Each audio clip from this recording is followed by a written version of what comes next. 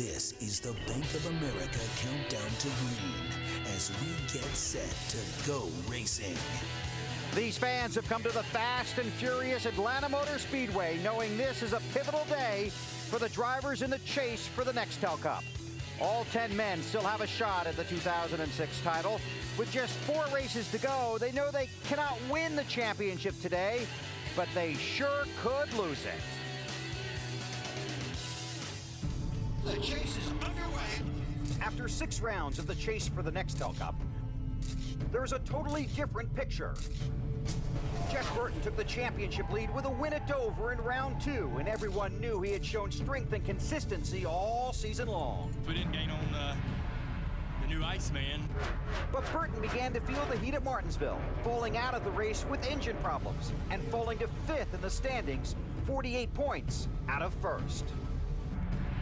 With just 4 races remaining, 10 men are in the tightest point race in the 3-year history of the chase.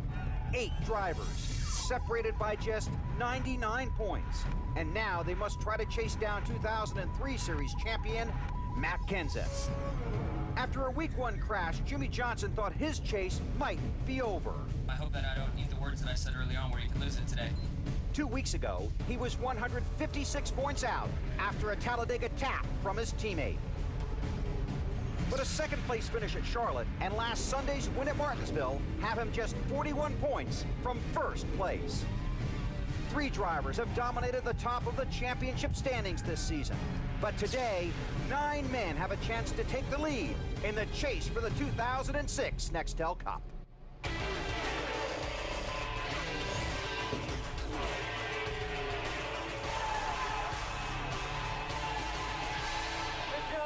Good job.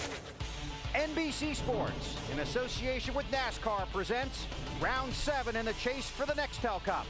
Today, it's NASCAR Nextel Cup racing from Atlanta, presented by the Home Depot. Hi, everybody. Our NBC race team, happy to welcome you to the Atlanta Motor Speedway. This is the Bank of America Countdown to Green. I'm Bill Weber. 6 of the 10 drivers in the chase have won at this track. Kasey Kahne won here in the spring, and 5 chasers finished 6th or better. In this race last year, 5 of the 2006 chasers finished 8th or better. They are bunched up in points and bunched up on the starting grid on a lightning-quick racetrack. Now, qualifying here was rained out on Friday, so the field was set by the NASCAR rulebook. Basically, that's owner points, so the 10 drivers in the chase are the top 10 drivers on the grid. Matt Kenseth is the new leader. The maximum point change possible in one race is 156. That means any of the top 9 drivers could leave here with the championship lead. Off the win at Martinsville, Jimmie Johnson is 3rd in points, and he's with Matt Yoakum. Bill, the tide has definitely turned for Jimmie Johnson, the 48 guys. A 2nd at Charlotte, the win you mentioned last week. Jimmie, do you now approach the final 4 races like it's the 4th quarter and the score is 0-0 with everyone? Yeah, I think so. Maybe we're down by a field goal or 7 points, something like that. But yeah, we've had a great season. We've won some great races. We're back in the middle of this points championship, but we're just having fun. And that's been the best thing about this team this year is that we're having fun. We're racing hard, and now we're back in it as a result of all that. So I'm just looking forward to having some more fun tonight. He's had a lot of fun here at Atlanta in the past. In fact, he's had 5 top 10 finishes in his last 6 Atlanta starts. To Marty Snyder. Well, Matt, earlier this season, the 17 team had really the best intermediate program at the mile-and-a-half racetracks. But here in the chase, it hasn't been quite as good. Matt, with 3 of these types of racetracks left, how concerned are you about that? And what have you guys done to turn it around? I'm concerned about it. I mean, we went to Homestead and everybody got tested and we worked hard on it, but we just haven't been ourselves. We just can't get the cars to drive good, and we don't really know exactly why. So yesterday was really a struggle. We were way off yesterday all day, and you know, Chip and Robbie and me and Greg, everybody kind of got together and put our heads together and tried to figure out maybe some of the things we had wrong. And you know, we changed a lot of things last night, so hopefully we got some of it right. We'll just have to wait and see. They also brought out a car they haven't used in a while. Matt has not raced this car since May in Darlington, where it finished 3rd. Dave Burns. Marty, currently 2nd in the chase, but with the Busch Series championship already locked up, Kevin Harvick gave up a little practice time here at Atlanta, went to Memphis and won the race. That was all good. Now, did the lack of practice here, is that going to affect your race today at all at Atlanta? Well, I don't think so. I think you guys make a bigger story out of it than it really is. We spent we spent the first part of the year planning our schedule and doing things that we thought we needed to do, and if we weren't in that position, we'd still be racing for a championship. So it's, it's fortunate that we're in that position, but we owe it to the fans, our people that work for us, and all the people involved to stick to our commitment. So maybe that's something that they don't know in TV land. Good luck today. If he wins here at Atlanta, it will be his second win here at this Speedway. Bill? Thanks, Dave. We'll see how big that story turns out to be. Denny Hamlin is 4th in points, makes just his 3rd start in Atlanta. Mark Martin is a 2-time winner here in 41 career starts. He has 21 Atlanta top 10s. He rolls off 7th, 96 points out.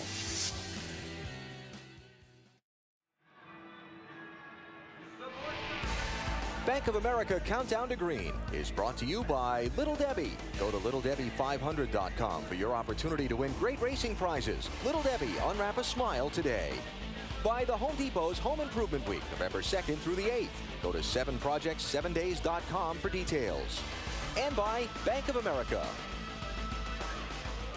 Tough day here at Martinsville for the man that came in as the championship leader. Jeff Burton, early contact with Joe Nemechek in the rear bumper. And the problem that he's having right now is that the car is overheating for Jeff. They may have had more damage to that front end than they thought. Jeff just radioed in, motor broke, the crew scrambled. He's still under power right now, but something definitely wrong under the hood. To the garage. You had a bad day, the camera don't lie. You're coming back down, and you really don't mind. You had a bad day. This team is really tough and really resilient. We still feel like that going to Atlanta that we have as good a chance as anybody, and I can guarantee you this team will not lay down.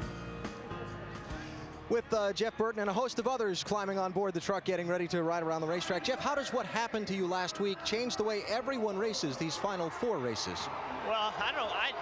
I believe that we have a 4-race championship now. I think that it's, last week equaled things out, and it's a 4-race championship. I think no one can afford a really bad finish, and to win the championship, I think you've got to knock off 4 really good races. It's going to take 3 top 5s, in my opinion, and then a race that's pretty good on top of that. So I think that everybody's focus is on trying to get that done. Good luck today. Jeff Burton, he starts the race in 5th, Bill. Thanks, Alan. Time now for our Bank of America race stat. Jeff Gordon is a 4-time winner here, but his most recent win came in October of 2003.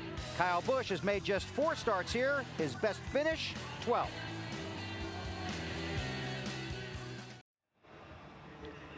The Bank of America Countdown to Green roars on from Atlanta. 1 year ago, Carl Edwards swept both races at this track. Today, Kasey Kahne hopes to follow in Carl's tire tracks all the way to victory lane, Matt. And Bill, the 2 races leading up to the chase, Kasey Kahne chiseled away 90 points to lock himself in, 99 markers out.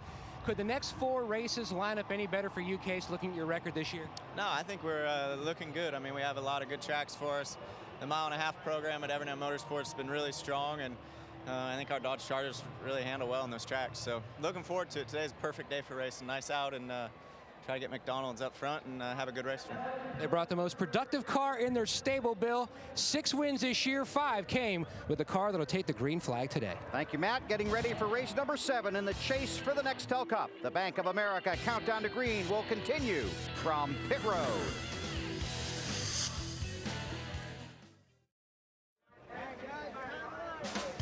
The Atlanta Motor Speedway, one of NASCAR's fastest tracks, in sight of race 7 of 10 in the chase for the Nextel Cup. Down here on pit road with Dale Earnhardt Jr., who has just walked up to his car. Jr., you're 94 points down. You said this weekend you need to be more aggressive in these last 4 races. How?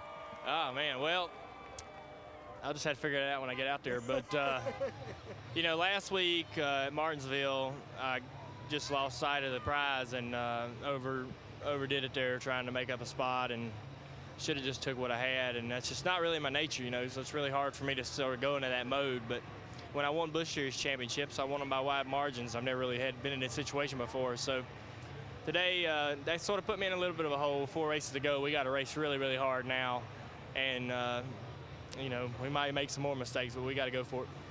All right, Junior, appreciate it. Good luck today. He starts 6th. Well, so far, these races in the chase for the Nextel Cup have been filled with roller coaster rides, ups and downs for a lot of the championship contenders. What will today's storyline be? We find out in 500 very fast miles starting shortly. The countdown's at 0. NASCAR Racing from Atlanta is next.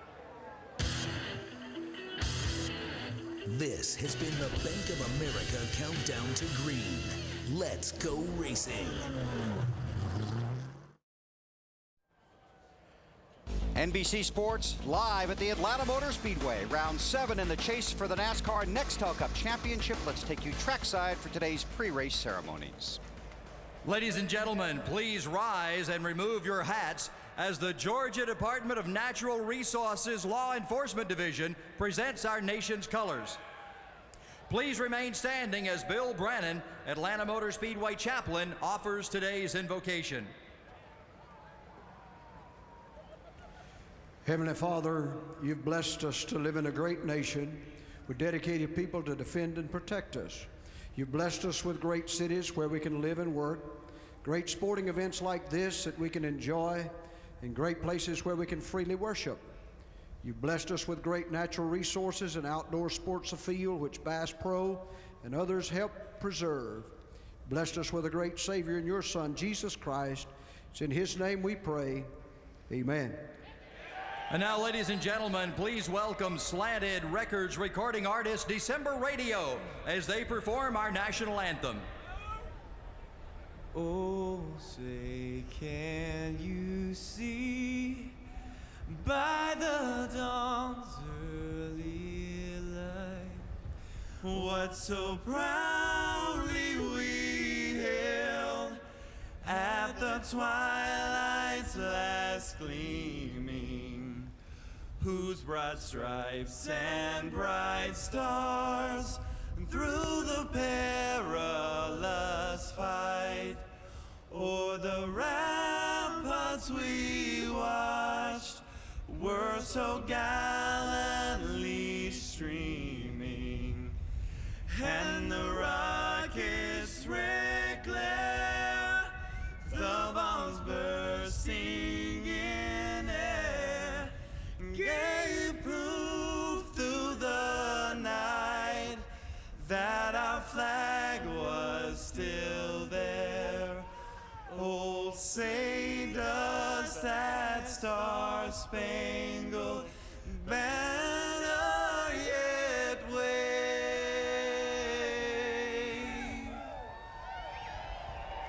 o'er the land of the free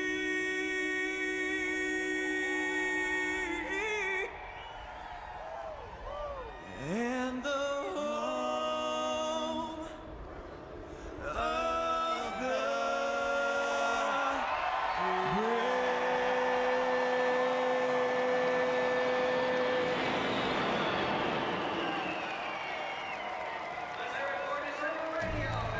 Beautiful October day here in Georgia, just 2 days away from Halloween for the 10 drivers in the chase for the Nextel Cup. Will it be trick or treat today?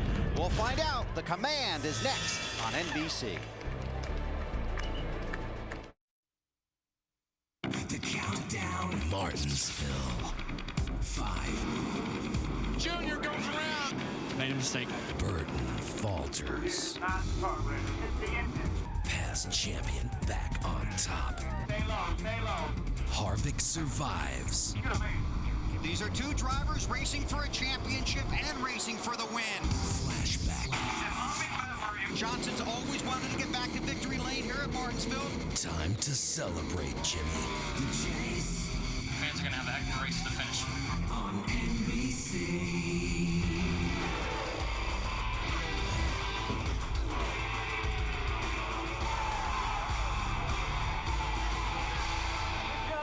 Good job. NBC Sports, in association with NASCAR, presents Round 7 in the chase for the Nextel Cup. Today, it's NASCAR Nextel Cup racing from Atlanta, presented by the Home Depot.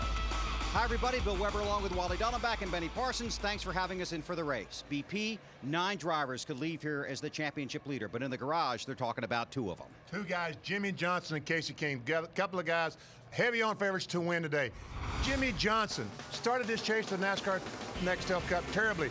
New Hampshire, in the wall, finishes 39th. And then he goes to the Talladega Superspeedway on the last lap, 1 mile to go, going for the lead. He and Junior in the 8-car crash. He finishes 24th. It looked like he was out of it, but last week at Martinsville, he gets the victory. He's back in it, just 41 points out of the lead.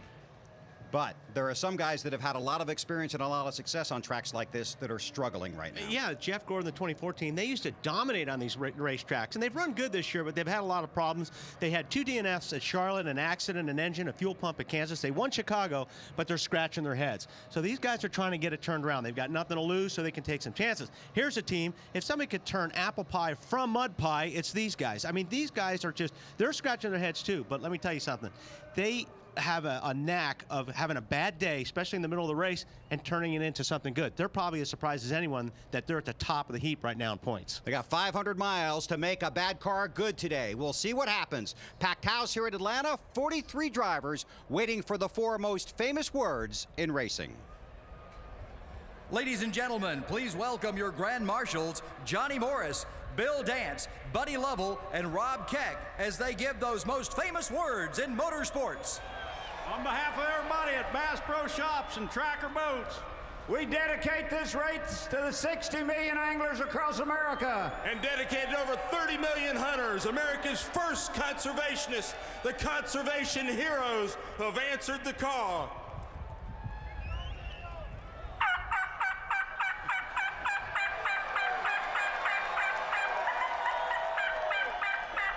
Gentlemen, start your engines!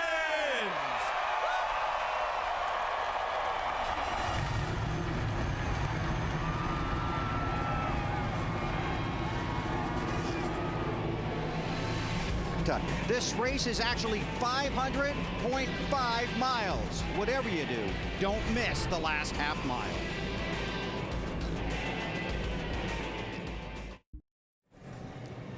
"43 cars getting ready to head out onto the track here at the Atlanta Motor Speedway. Wally was at the Busch race in Memphis on Saturday. That's why he didn't get a chance to get on the track in Atlanta. So we chased down a former series champion with 6 wins at this place, and just to give him a little extra challenge, we put Dave Burns in the right-hand seat in Wally's World, driven by State Farm.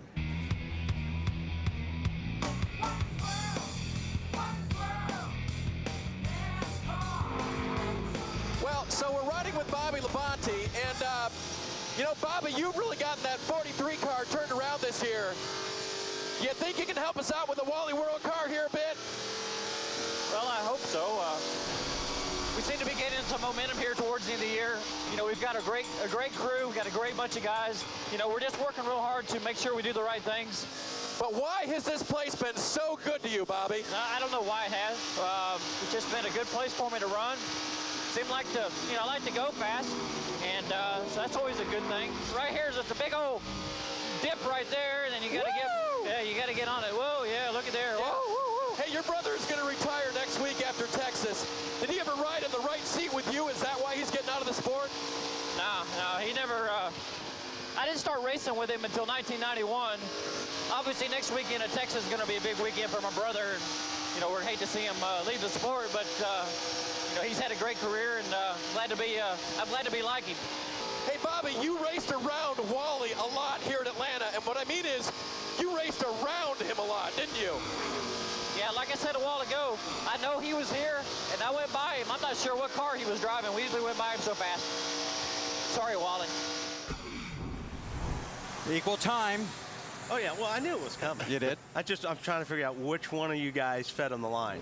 You should just see the outtakes, Wally. Could have been Dave. Wait for the Christmas party. Budweiser, the official beer of NASCAR, is the proud sponsor of the Budweiser Pole Award, given the fastest qualifier at each NASCAR Nextel Cup Series race. But qualifying here was canceled because of rain. Second time this season it has been canceled. And there are the guys in the Bud Shootout when we get to Daytona in February. Here is today's Harley-Davidson starting grid. The top 10 drivers in the chase start up front. Kevin Harvick and Matt Kenseth, and this is going to be easy to follow the chase drivers here for a while. Sure is. Jimmy Johnson, Denny Hamlin in row 2. Back in row 3, Jeff Burton and Dale Earnhardt Jr. Mark Martin and Kasey Kahne will fill out row 4. And then we find Jeff Gordon and his teammate at Hendrick Motorsports, Kyle Busch. Take a look at the rest of the starting grid. The chasers start in the top 10 spots. Benny's on the radio. Mark Martin, Benny Parsons, you got me? Yeah, Benny, I got you. All right, you gained a few points at Martinsville last week. You're 96 back. Is that too many to make up in the next 4 races? No, man, we're in this thing. We just need to win today. That's what we're going to be shooting for here. We didn't have any luck with our practice yesterday. So AAA team just threw up under this thing to set up from the spring where we ran second with. We're hoping that that'll be the trick today. So you took all that stuff out your practice and went back with a spring setup. Yeah, we hadn't even practiced on this deal. We just never did get the car going on the other stuff, that newfangled stuff, you know. So we're going to be running old school here today and hoping that it works well for this track today. We'll be watching you. Thanks, Mark. Mark Martin, one of the 10 drivers in the chase for the Nextel Cup Championship. Just 4 races to go, including this 500-mile race today here at the Atlanta Motor Speedway. Take a look at the rest of the starting grid, the guys that will have to come from deep in the field. And again, qualifying here was rained out, so the field was set by the NASCAR rulebook. 4 drivers didn't make the race. Robbie Gordon, Ken Schrader, and Bill Elliott all have to drop to the back of the field. Gonna be a big day down on pit road. Let's get the stories from downstairs, starting with Marty Snyder. Well, Bill, earlier this week, Kasey Kahne's team described to me what they called the Martinsville Miracle. They went to their worst racetrack in the chase and actually gained points. In fact, Kasey pointed out to me moments ago, we went to our 2 worst racetracks in the chase, Talladega and Martinsville, and finished top 10 in both of those races. Now we must capitalize. They are at, by far, their best part of the chase schedule. Nobody has been better on these mile-and-a-half racetracks this year than Kasey Kahne. Driving the car he won with here in the spring, and he told me he has the same feel and maybe another trip to victory lane for Kasey Kahne today. Matt? Marty, Jeff Burton left the door open, and when he had that engine trouble last week, his second engine failure of the year, it really opened the door for everyone else. Now he sits 5th in the championship standings. He went a huge 93-point swing from 45 ahead to now 48 in the hole. But Burton says, just like he said in the pre-race earlier, he's got to go on the offensive, just like everybody else. And yes, they're concerned about engine problems, but that concern floats throughout everyone that's involved in the chase. They feel like that it's just one of those things that just happened, but now it's 4 races to go, and it is game on. Burton's never won here in Nextel Cup, but he did win the Busch race here in the spring. Dave? Matt, just like Wally and Alan, Kevin Harvick did double duty this weekend in 2 different cities. Memphis turned out very well. He won the Busch Series race there. But here at Atlanta, his story has been up and down. After winning his first race ever here in a Nextel Cup car and finishing 3rd later in the season, he's only had 1 finish better than 20th. That's a span of 9 races. And to improve his chances at winning the championship, he has to do better here today. Alan? Jeff Burton's problems in Martinsville and the tight points picture, in my opinion, have changed how this championship is going to be won. Instead of it being the guy with the fewest problems in the final month, these drivers are now going to have to go all out and race as hard as they can to take the title away from the others. One of these guys, say Matt Kenseth, who starts on the pole today, is going to score 3 top 5 finishes in these final 4 races and pull the trophy out of the hands of the other drivers. Who will it be today that runs up front over these 500 miles? We're about to find out. Thanks, Alan. You guys have a great race down there. Go online to NBCSports.com. Check out the entire pit map. It's in the NASCAR section. Coming to get the green in about a mile. A little less than that. Pre-race conversation with Jimmy Johnson's team.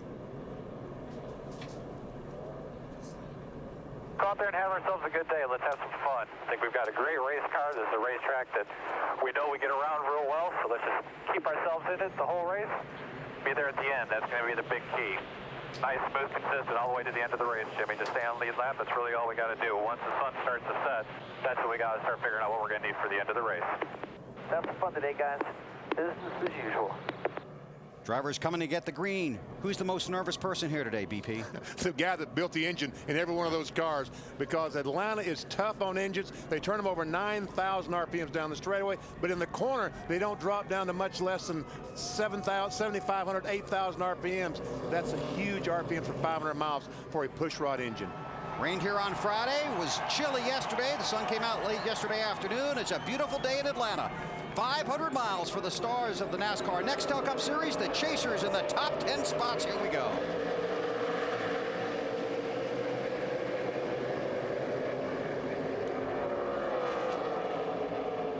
And I tell you what, this race is pretty spirited because every one of these top 10 drivers would love to get the 5 bonus points you get for leading a lap. And it looks like it might be Harvick.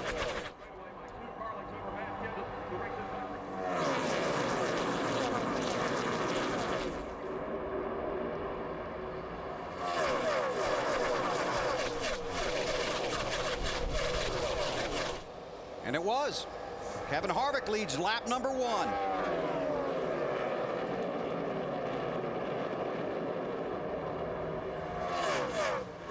Denny Hamlin in the 11, a little different look. Carrying the FedEx Cup colors this week on his 11 machine, looking back at Jimmy Johnson.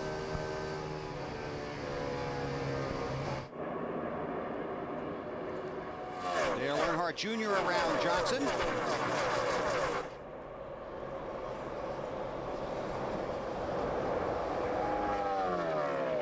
Harvick out front. Let's check with Dave. And Bill, you guys talked about it. So important to lead a lap and get those 5 bonus points. Kevin has not led any laps in the chase since his dominating win at New Hampshire. That was the first race of the chase. He's been skunked ever since in the laps led category.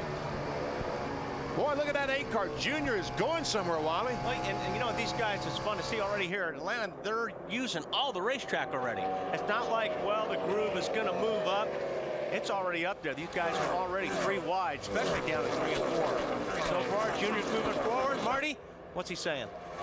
Well, he's very happy with the race car, as you would imagine. That's based on practice yesterday. They had a run right before the end of practice. Junior said he liked. The last run they did, he didn't like so much, so they put it back to how they were earlier. If there's a racetrack Junior loves, this is it. Just what you talked about, Wally. Trouble. Car around. He just got way high going into turn 3. The car got away from him, just clipped the 25 car Vickers. All right, guys, get ready. But he was up there all by himself. The car looked like it got a little bit loose. He got really, really high, kept it off the wall. First caution of the day. 4 tires here, guys. 4 was tires. running in the 8th spot. And he is trying to pass Kasey Kahne, that 9 car, on the outside. And you're right, Wally. It looks like he just got some of that loose stuff, the debris up there, and around he goes. Right in front of Jeff Burton. Oh, and he just barely caught the front of that car. He almost got away with it. Almost got away with it. Just he tried saving it there, and he had to turn it off the wall just a little bit. Look at Burton right there. A lot of guys just going through blindly. You just watch the smoke when you're going through here. I mean, this is what you see when something happens. Well, he was actually lucky because he saw the 5 car going down the racetrack, so he knew if he didn't move, it'd be gone by the time he got there. It's the 2nd week in a row he's had trouble early, although this time it looks like Burton got through without any damage. A week ago, ran into the back of Nemechek. But that looked exactly like Kansas when the 12 car, Ryan Newman, spun in front of Burton, that's right. and he couldn't see anything. Pit road is open. None of the leaders are coming. We'll step out. Bass Pro Shops 500 underway at the Atlanta Motor Speedway live on NBC. NASCAR Nextel Cup Racing from Atlanta, presented by the Home Depot, brought to you by the Home Depot's Home Improvement Week, November 2nd through the 8th. Go to 7project7days.com for details. By the Ford Mustang, bold moves. They happen every day. By UPS, proud sponsor of Dale Jarrett's 88 Ford. Go Dale Go. By Budweiser, the official beer of NASCAR. This is Budweiser, this is beer. And by the Bank of America. Green flag just goes in the air. Wally, I'm impressed with that 24 car because as badly as they struggled yesterday, I wonder if they were going to make it, but here he is battling Jimmy Johnson's teammate for the 5th position. Top 27 cars did not come down pit road. Brian Vickers did stay out. We'll get an update on that. Dale Jarrett in the 88, too fast exiting. Tail end of the longest line. He's 42nd. Well, you see the 24 down on the bottom of Denny Hamlin, takes that spot away. So maybe some of that head scratching down there did him some good. It looks like it. That's the 4th position. Update on the 24 from Allen. Yeah, Bill, it's going to be an interesting day to watch Jeff Gordon. Steve Letarte, the crew chief, told me this morning that 90% of the chassis setup under this car is what they've been running throughout these summer months and running well with.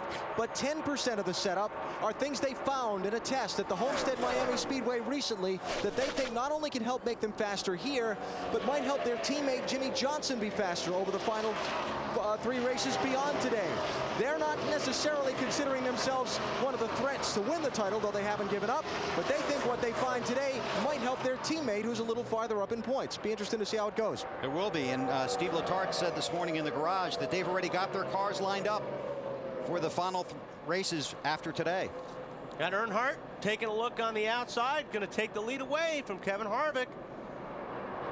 And he will come by and get those 5 bonus points. we talk about 5 bonus points like it's a lot, but in this business, it is a lot.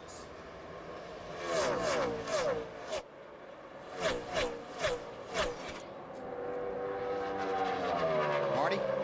Yes, Bill, as I was telling Wally before the caution came out a moment ago, Junior just loves this racetrack, and he loves it because of what Wally talked about. You can run all over this racetrack, but what Junior really likes to do, he likes the high line in 3 and 4, and in 1 and 2, kind of the middle group. Sometimes he'll run the bottom, but he doesn't go up to the very top in 1 and 2 until the very end of the run. You see him sort of in the middle there. He likes it 1 lane higher on those older tires, but he loves just running all over this racetrack. And Wally, I know you guys, you drivers just love to be able to run all over a racetrack, don't you? Yeah, and if you watch Junior, I mean, a lot of places like on this mile-and-a-half racetrack, he likes to run really, really high, especially getting off the corners. He likes to run that high line. And if you can get your car to handle, it's fast that way because you carry a lot of momentum off the corners. That's what's real important at a place like Atlanta here, is not to bog the car down. So that's where Junior likes to run. If Junior's car is comfortable, he's going to be tough to beat because he's very good at running that line. See right there how he just kind of just stays along that wall on the outside. You've got to have a good car to do that. But if you do, it's going to be fast. Talking to Tony Eury Jr. this morning, some of those guys on the 8 crew were saying that car is going to take a couple of laps to get up to speed, but when it does, it's going to go. Well, so far, they were truthful. Right on it. Harvick in second. An update from Dave. He's being challenged by the 17. And he goes back to the bottom, Bill. He had tried the high line for a couple of laps there, something that Kevin doesn't like to do, something crew chief Todd Barrier told me he rarely even asked Kevin to try. But Spotter had told him that the 17 and the 48 were running up there, and they ought to try it. Kevin now dropping back down to the inside because he feels like that's where his car will work better. Hey, Dave, that was a fun interview in the countdown to green. Well, you know, it wasn't exactly us who had been talking about Kevin making this trip. Right, and but I took the brunt of the blow, didn't we? Way to be a team player. Oh, 3 wide. Yep, and he's going to get past right here. And obviously the guys don't feel like missing just a little practice yesterday will affect them. Most of these guys are going to be working hard on their cars all day long because this place will change. Exactly right. Probably have about 10 chances to make your car a little bit better today. And Mike, we should talk about Tony Stewart in that 20 car, because here's a guy that's going to be running the bottom of the racetrack probably most of the day. He's going to make it work down there, and so far it's working very well for him. And get back to what you said, Bill, about 10 chances. You hope it doesn't take that many times, because this place is it's a terrifying racetrack to drive when your car's not handling. I mean, you are just flying down into the corners here, well over 200 miles per hour into these corners, and it's just, you want the car to handle, you want it to stick. So, boy, you want it to be right when the green flag drops, because it could be a long day if it isn't. And Mark Martin has fallen back to the 12th spot, but really maybe that's not that bad for him, because he was a really unhappy gentleman yesterday. He was very, very unhappy. We look at in the middle of the corner, we'll see Tony Stewart goes down to 7,600 RPMs. And let's watch as he goes down the back straightaway in this 20 car. 86, 8, 89, 91, 93, almost 9,400 RPMs. That's maximum, but minimum a 76, 7,700. This is an engine builder's nightmare. Matt. BP, you can see the 20 of Tony Stewart changing up his lanes a little bit. Now, he was a little free in the final practice, so they made some small tweaks to the 20 car's first 500-mile win of any kind came here back in 2002, but the biggest day that he's had this year really took place yesterday when he scored the Crown Royal International Race of Champions Championship, joining historic names like A.J. Foyt, Petty, Donahue, the Unsers. Everyone is a huge accomplishment, and now he'd like to pay off the weekend with a win here in the Nextel Cup. He says the car, not too bad, just a tick on the free side. Marty? Well, Matt, the boys in the booth were asking about Mark Martin. Do you guys want the good news or the bad news on Mark Martin? Yes. Give me the good news. Okay, I'll give you the good news, BP. The good news is Mark said the major problem they had in practice yesterday is fixed. The bottoming out is gone. They were just really hitting the racetrack hard in practice yesterday. The bad news is, he said, I'm not as fast in an early run as these other guys are, but I will be, quote, sure and steady. We'll be good at the end of a run. Just a little bit too loose for Mark, but he's very confident on old tires. He'll be able to keep up with those front runners. Tony Stewart to second.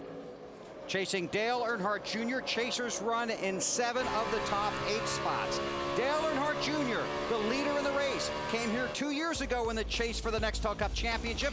Ended up in a nasty wreck with Carl Edwards. Hoping for better luck today.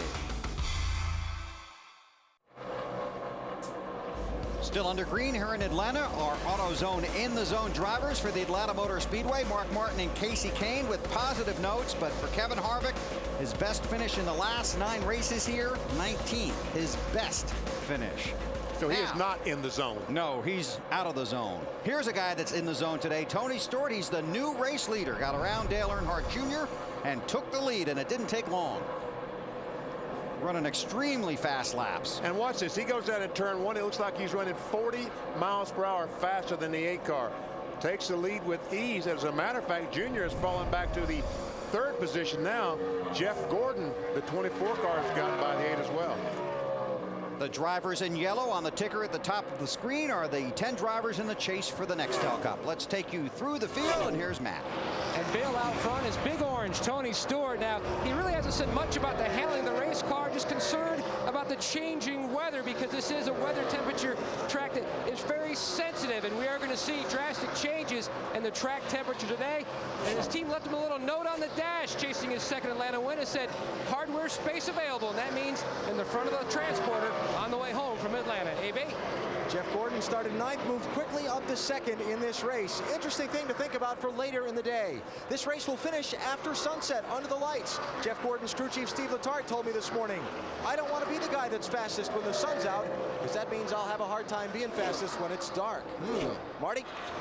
Well, Dale Earnhardt Jr. admitted earlier this week he had a hard time letting go of what he called an over-aggressive mistake at Martinsville. So Tony Eury Jr. and Steve Mill, team managers for Dale Earnhardt Jr., went over to his house earlier this week, talked to him, said, listen, we all make mistakes, but the best thing to do to help us win this championship, let it go. Atlanta's one of our best tracks. We need to run well there. Matt? The guy on a roll is Jimmy Johnson, a 2nd 2 weeks ago. The win at Martinsville really turned around the momentum for this team. Jimmy said the car was good before the caution, but now says it's a little loose on entry. Feels like it's on top of the racetrack. Doesn't have as good a feel as it did earlier. Alan? Denny Hamlin driving the same car that he had some problems with here in March, finished back in 31st. He ran in the top 5 for much of the day then had some late issues, lost a couple laps on pit road, never could get them back.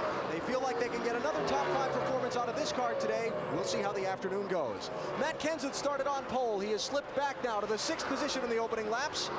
Let's let him tell you what his car's doing. Balance is okay, I just don't have any grip.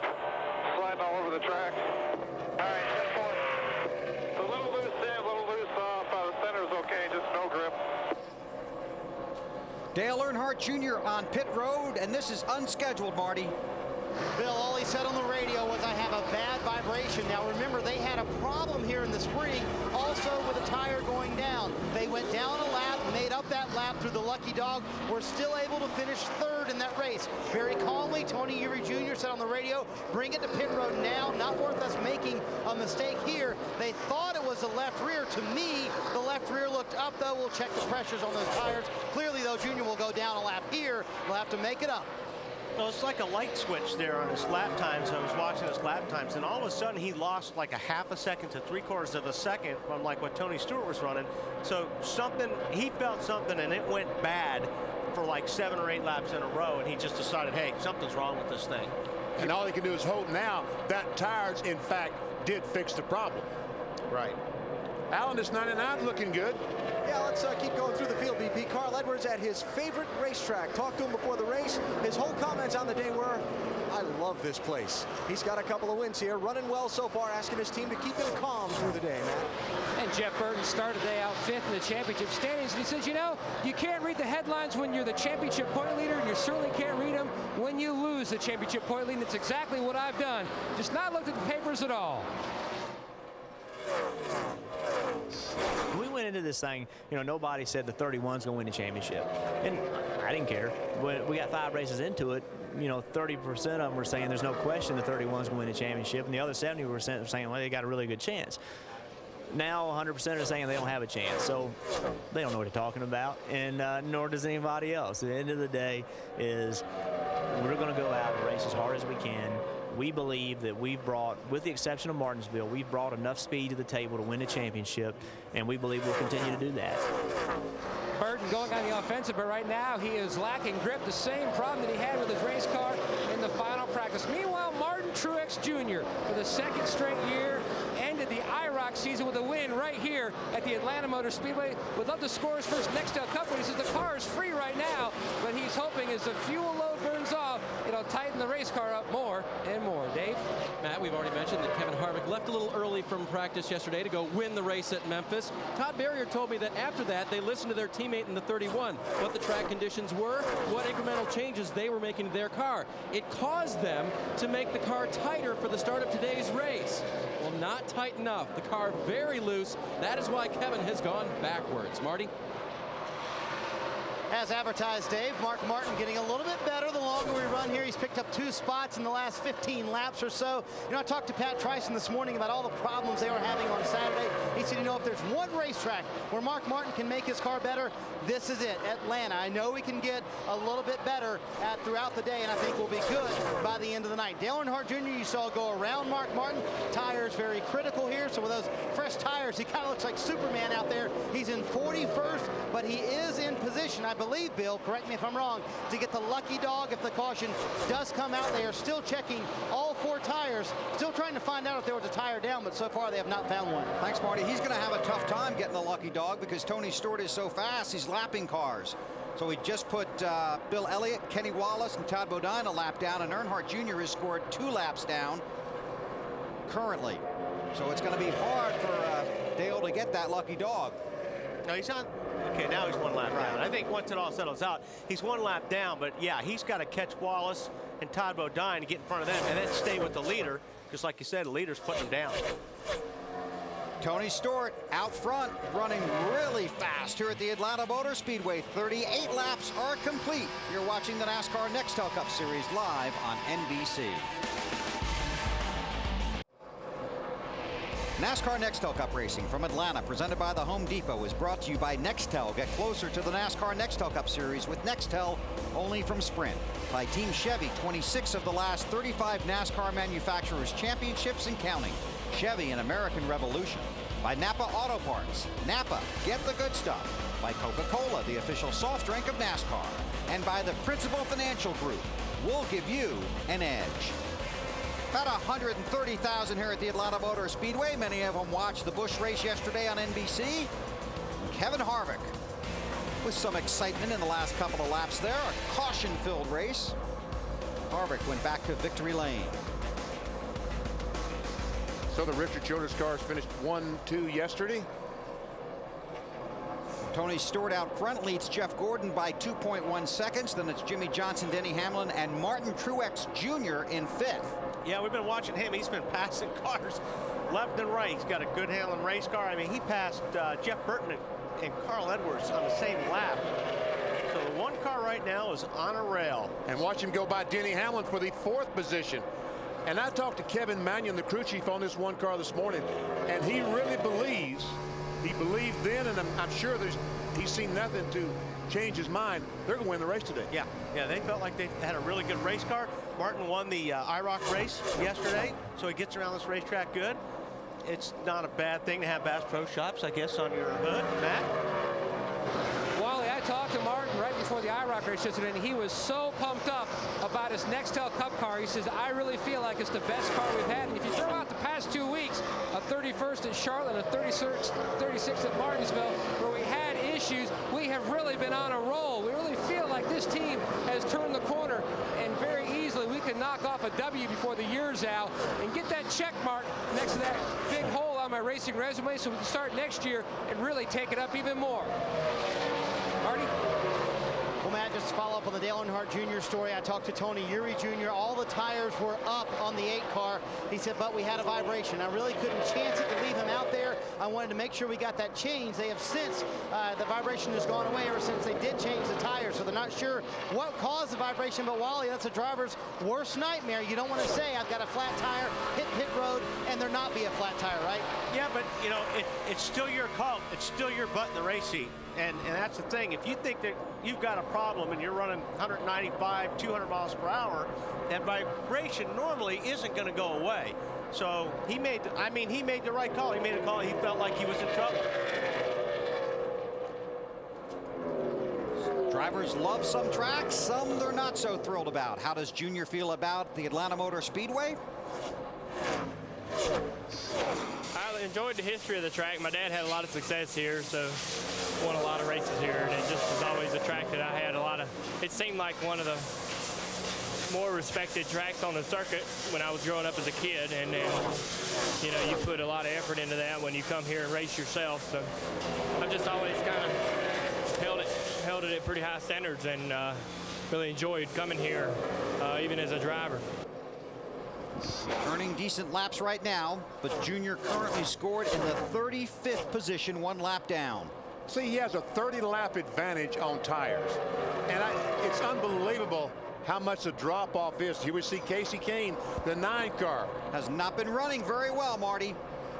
Yeah, guys, not quite the run the 9 team was expecting. Kasey said the car feels loose, but it also feels tight. At the same time, they're going to pull a spring rubber from the right rear. The car is loose, is what Kenny Francis is going to go with. Kasey said, I do not like this set of tires. Also, in the last 4 laps, he said, I'm starting to pick up a vibration. A lot of concern down here on pit road, especially about these right fronts that people may be seeing the cords when they pull them off for the first time. This a new tire combination, basically, compound for this race. Well, they had some tire issues here in the spring. The tires were wearing out because this surface is very abrasive, kind of like Darlington. So Goodyear did, in fact, make a harder tire this time. They brought an all-new tire, has a Charlotte construction, harder compounds, but they still, as they slide across, when these tires slide across the racetrack, they still are going to wear them out. See how that story unfolds. Matt. And Bill Ryan Newman started today 17th. His worst start here at the Atlanta Motor Speedway. All been top 10, but due to starting it by car under points, it is what it is. The car was free, especially on entry. KB. Matt Kenseth started first, fell back to 10th spot on this run. They have called him on to pit road here for a tire change. An air pressure adjustment on the car, just looking to help the overall grip level on the machine. This crew has been one of the best. I see a little strip of cords on the right front tire that's just come off the 17 car. Nice catch on the right rear tire coming around the machine. And so far, the left side tires off the car look pretty good. Over 15 seconds, not a great stop for those guys. Not a great stop, but Matt Kenseth felt the tire, the right front, giving up. He knew that all of a sudden that the right front was sliding across the racetrack more than it should. Well, he knew it was worn out. What happens is when you run these cars, you've got a feel for the car, you've got a balance for the car. Once the cords start showing, it feels like you start hitting ice with that right front. The more the tires start showing the cords, the more it feels like you're hitting ice. That's when a driver knows it's time to come in and change it. 53 laps in, these guys are stopping for tire reasons, not fuel reasons. No, they can last another 10 or 15 laps on fuel, but tires not making it. Marty? Hey guys, check out the right front on Kasey Kahne's car as we talked about. Look at that. That tire is obliterated on the inside shoulder right there. That's beyond cords. That's getting ready to blow. And so and it's cords all the way around, Wally and Benny. So pretty much that tire is gone on Kasey Kahne's right front. Kasey, good move hitting pit road, buddy. Because otherwise that 9 car would be wadded up down in a corner someplace in just, what, a lap or 2? Yeah. But like I say, you can feel that. These guys can feel it when they start doing that. Comes to 29, Dave. After being very loose, just missing Travis Quapple, leaving his pit. Kevin's car has gone very tight, not happy at all. Plus, they had a radio that stayed keyed open. That made Kevin a little angry. They'll make wedge adjustments on both sides of the cars, air pressure adjustments as well. Try to get this car back in the game. Marty. Well, Dave, biggest concern for Mark Martin was that his car was loose getting into the corner. They're actually going to add a ½ pound to the left front tire, as well as taking out a ½ pound from the right front tire, or actually adding a half pound to the right front tire as well, trying to tighten up that car getting into the corner. Matt? And Tony Stewart makes his way down pit road as well. Tony said the car needs to roll through the center of the corner better. It's not bad, but it's been working like that pretty much all weekend. You can see him going to work on the left side of the car now. Air pressure change for the 20. AB? Carl Edwards going to pit here for 4 tires. They're going to adjust the air pressure on the right side of the car to try and help the handling on this machine. Green flag pit stop here at lap 56. Also expecting to see Jeff Gordon on pit road, who will have to swing around the front of Carl Edwards. So we'll see Carl make his pit stop here, and then you'll see Jeff Gordon swing around the front. You see a track bar adjustment there being made on that 99 car. Here comes James Gordon. He'll swing around the front. It'll be a 4-tire change. Air pressure will be adjusted on the tires on the right side of this car as well. And they carefully come in and out of the pits. Edwards got away just in time. Look for a 4-tire change here on Gordon. Jeff Gordon did stay out and lead a lap, so he got 5 bonus points. Jimmy Johnson is currently the race leader. He's got 5 bonus points. You got more business down there, AB. Yeah, you see Gordon leaving as Denny Hamlin comes into his pit. Going to be a chassis adjustment there. You see the wrench about to be handled by the catch can man. Wedge adjustment there, and 4 tires on the 11 car. They'll get a look at those tires, and we'll go to Matt. And Jimmy Johnson slides to a stop, Alan, using heavy brake. You can see the team blowing the brake dust out of the left front wheel. Already made a significant chassis adjustment. Jimmy says the car just way too loose. Just can't get a good feel for it in the racetrack. Meanwhile, the 31 of Jeff Burton, his car already, and he made a comment as they've already called for air pressure changes all the way around because the car is just so free and lacks grip. He says, is this Rockingham or Atlanta? Talk about the old Rockingham Raceway, which used to just tear up the tires, had absolutely no grip there as well. So Burton heads off of pit road. Jimmy Johnson has made his stop. Joe Nemechek is currently scored as the race leader. He scored as a race leader, but he's not a very happy camper because he's out there on worn tires. He wants some new tires like the rest of these boys. And he's probably going to come get him pretty quick. It won't be long. And that means Dale Earnhardt Jr., who's currently second, could inherit the lead. See if Nemechek comes in this time. Nope, going to stay out. Got Matt Kenseth right behind him. Green flag pit stops here at Atlanta. How about the crew cam? Front tire change on Tony Stewart's Home Depot Chevrolet. Ira Joe Hussey pulls that front tire off, tightens the right front, now around the left side. 5 lug nuts off. 1, 2, 3, 4, 5. They're tight. Let's go, Tony.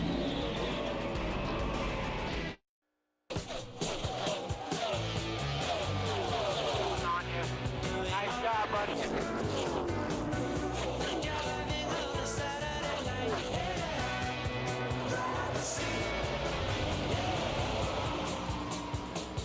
Round 7 of the chase for the Nextel Cup underway here at Atlanta. Dale Earnhardt Jr. is the race leader, followed by Jeff Gordon, Tony Stewart, Jimmy Johnson, and Martin Truex Jr. Here's our singular race talk question. Who will finish 2006 with the most wins? To vote, text the word race to 191 on your singular wireless phone. Jeff Burton in that singular Chevy runs in the 8th position. Hamlin is 6th, then it's Kenseth, Burton, Martin, and Bobby Labonte, the top 10. The pace here is fast. Yes, it is. And there's Junior, who's leading. He's got about 7 seconds on Jeff Gordon right now. But Jeff Gordon's about a half a second a lap faster. So that means in about 15 laps, you'll catch Junior and go by him. More or less. More or less. And we see Matt Kenseth currently, as the cars run around the racetrack, has a 22-point lead over Jimmy Johnson. But Johnson's made quite a comeback from those first 4 races in the chase for the Nextel Cup. Hamlin in that 11 car is 6th. Kenseth is 7th.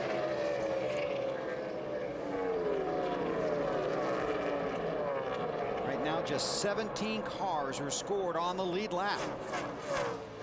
Stayed on Hamlin from Allen. This will be one of those good news things if you're a fan of this 11 car. Bill, most of the cars down my end of pit road showed some cord on that right front tire after that long 50-lap green flag run. Denny Hamlin in the 11 car did not. His tires look the best of anyone's that I saw down here, so that's a sign of a pretty good handling car. Well, what helps there is that the adjustment, there's not a whole lot of adjustment you can make to fix that problem with the tire cord. Now, the way they've got their geometry on that car, that is good that they're not showing the blistering or the tears on that right front. So in the long run, that's going to be really, really good. But these guys that are having those problems, there's not much you can do during a pit stop to fix that. And our guys along pit road are reporting that there are more guys with issues than without. The way to fix that is back at the shop, right? Not at the racetrack. Control arms and things like that. You can't do that during a pit stop. So right fronts are what we're watching for. Right front tires. Matt Kenseth currently on top in the championship standings before they develop the chase for the Nextel Cup. Matt won his first Nextel Cup Series championship back in 2003 and just had a dominating season. Just the one win. But I'll tell you, week in and week out, they were right there. What was that graphic we just had up there? 25 top 10, That's something amazing. unbelievable. Out of 36 races. But there again, that was under the old point standings, and they put Matt Kenseth in a position where he really couldn't race to win. He had to race for points, and it worked. He won the championship. Alan? Well, Betty, talking to Robbie Reiser, Matt Kenseth's crew chiefs this morning about their car for today's race. He said in yesterday's 2 practice sessions, one, they felt like their car was pretty good. But the later of the 2 practices, they really didn't feel like they were very on the mark. In fact, they didn't think they were very good at all. They made a lot of changes to this car this morning. So far in the race, Matt Kenseth has fallen back from the pole. He settled in at 9th spot. Farthest back he was 10th position. Right now trying to get a feel for the car after the changes they made to the air pressure on the last pit stop and see if they've helped it any. Robbie did tell me he felt like they were going to have to chase changing track conditions all day as far as adjusting the handling of their car. Yeah, Alan, he said they would have all day to work. Man, he's got his hands full there. He had that thing sideways. Well, Robbie Reiser said this morning on a scale of 1 to 10, he told me this car was a 2. Well, I'll tell you what, Kenseth had that car sideways right there. Did a good job hanging on to it, and he didn't even lose a position. Well, there's Kasey Kahne now. Or that's not Kasey Kahne, 37 car. Right, Phil Elliott. And Matt Kenseth knows people are looking at the recent runs of this 17 team. I think that we haven't really performed maybe well enough and put together good enough races maybe to be the points leader, but yet we've worked hard at it. We've never gave up, and we would take some races that we probably should have finished 30th and finished 14th with it. So I mean, I think that's a credit to our team of never giving up and working hard. So every day is not going to be a good day. Every day is not going to be a day where you're a contender and you're able to win. And on those days, I think a championship team is made of taking them bad days and turning them into as good day as you can, as much as a championship team is made of winning and running up front. So you're not going to have a good day every week, and you got to do the best you can every week with what you have.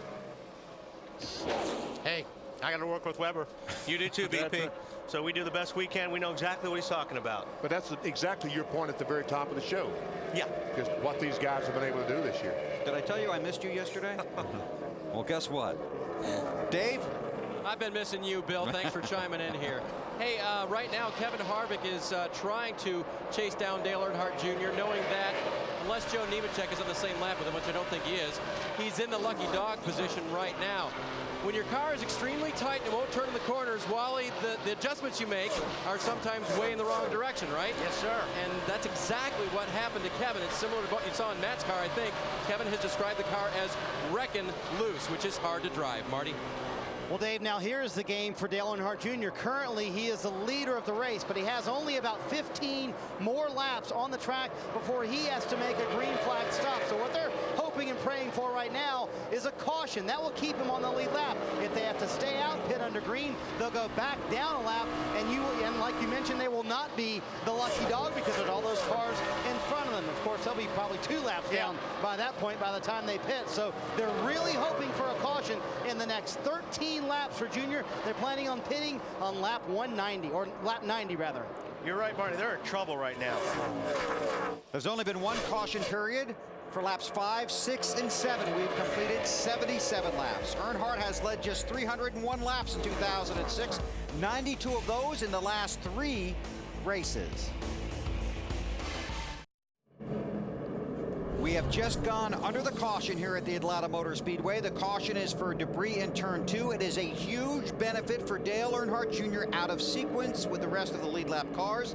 Saved him from possibly having to pit under the green flag. We're under caution. Pit road is open. The leaders are coming your way, Marty. Bill, what a break for these guys. They were 8 laps from a green flag pit stop, as you said. Saving grace for the day for Dale Earnhardt Jr. Mark this moment down top of your screen in the 8 car. He's the leader, so it feels like the right front is bouncing on the track, and he's laying on that right front spring fairly hard. The car's a little bit tight. They take a half pound of left rear tire, Matt. Tony Stewart showed considerable wear on the right front because his car was tight on the first run. He said the car took off way too free on this run.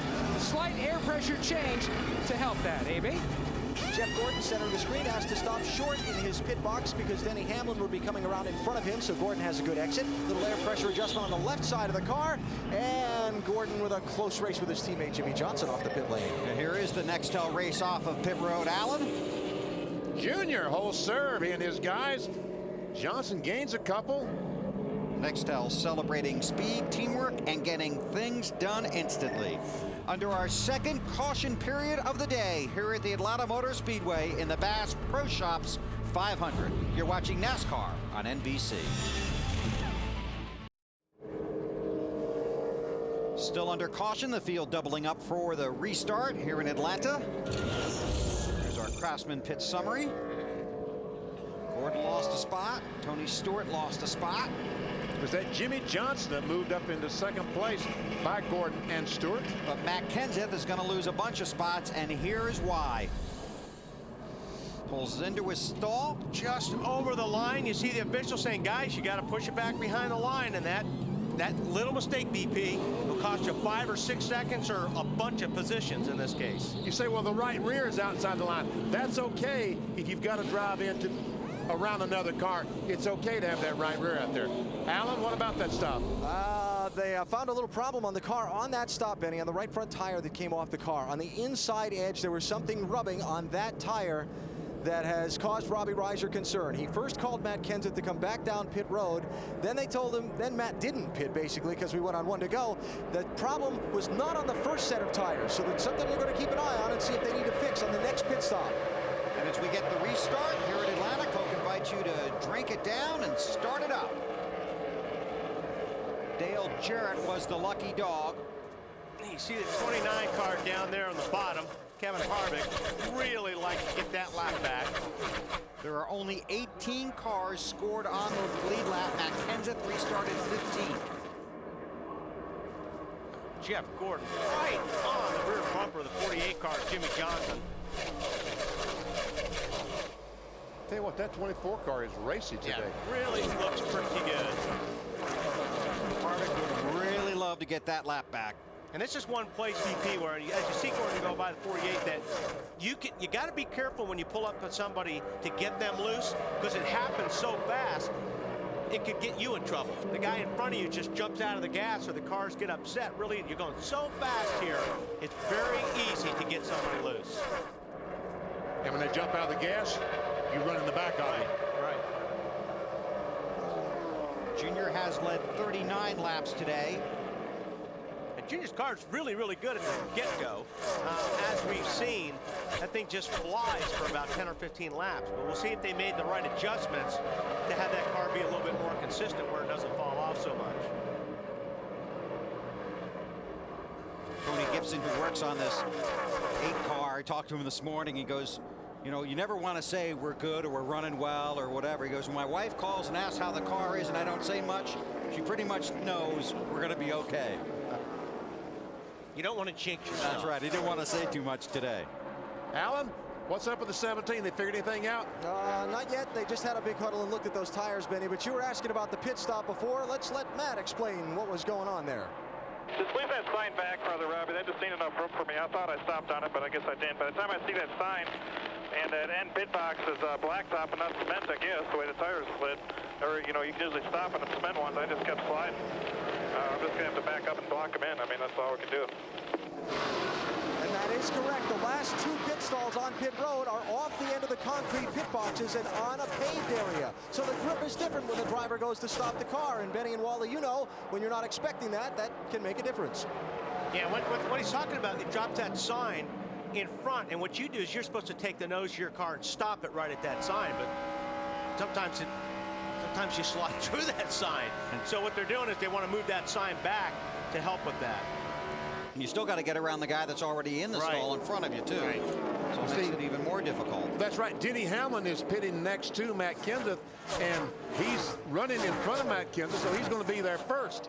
Now the 17 somehow's got to drive around him, get in his stall, and stop before he goes over the line. The good news for Kenseth right now, though, is he's 13th and Hamlin is 17th. So if they came to pit road in that fashion, it would help Matt. Earnhardt Jr. won here in March of 2004. He had 6 top 5s in Atlanta and 8 top 10s. He was 3rd here in March.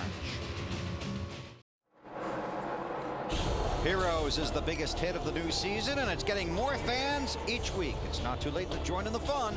Check out the all-new Heroes tomorrow, 9, 8 Central on NBC.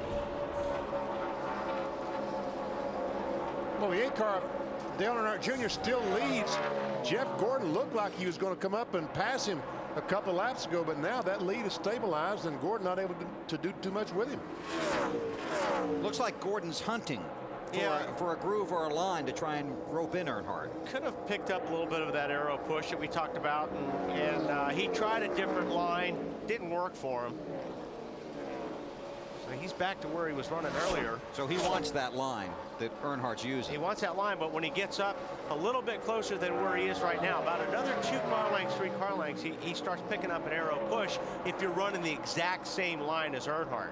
So that's why he went up to the high side to see if he can get away from that, pick up a little ground, but he didn't. His car didn't like it up there. Jimmy Johnson is about 2 seconds behind Gordon in third.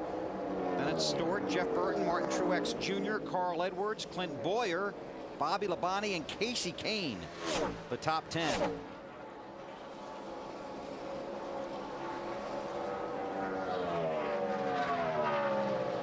Gordon, one of the guys in the chase for the Nextel Cup Championship. Had an interesting day at Martinsville. Not a great finish, but a good one. And he was a little surprised with some of the stats after the race. At Martinsville, I was so disappointed that we didn't win because we had a car that was so awesome the first half, and we kind of lost it a little bit in the second half. And yeah, we finished 5th, and I was like, okay, well, you know, it's a decent finish. And then they started showing me the points. It's like, wow, really? And I tried not to get too excited because we are still 9th in points, but knowing that we're that close is you know, giving us a little bit of new life. Tony Stewart for third around Jimmy Johnson. That's what I started saying. Jimmy Johnson lost another spot. And as Alan talked about, that 24 bunch still says, as of this morning, they're running for 2007. And using some experimental parts. It's the radiator this week and 4 or 5 other parts. Trying to help out everybody else to see how it works out. So it's 2007 is what they're thinking. Okay, well, that's to get guys like you off their back. Oh, really? Yeah. I mean, I do. I think that's it. Say, okay, everybody, hey, listen, just forget. Don't even look at us anymore. We're racing for next year. They're not. So somebody in the garage told me a story that wasn't true? Yes, it's called The Lie, Bill. Oh, I'm crushed. And I like those guys so much down there. Your wife's been lying to you for so many years. Yeah, especially in the last 6. Earnhardt Jr. leads Gordon in Atlanta.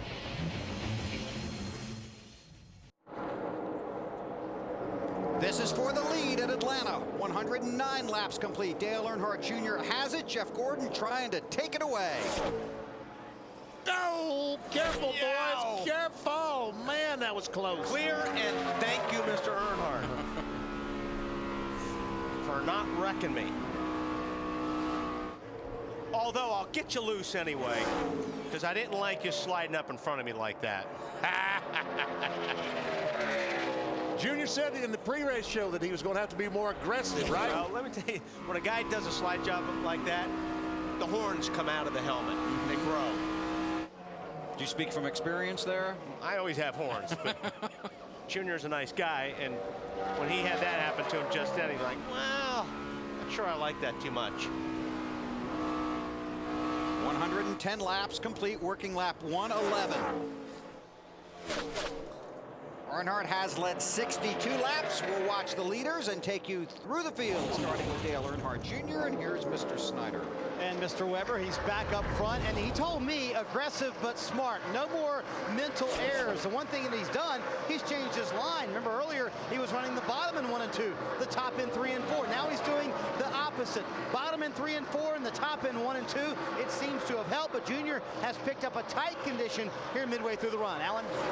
It's interesting watching Jeff Gordon move around to different lines on the racetrack, because Steve Letarte, the crew chief, told me this morning that these Nextel Cup cars have gotten so finely tuned now that the driver just about has to pick the line he wants to run and let the crew chief adjust from there. Steve said not to look for Jeff to run the very bottom in 1 and 2. It's too bumpy for the setup they have on the car, Matt.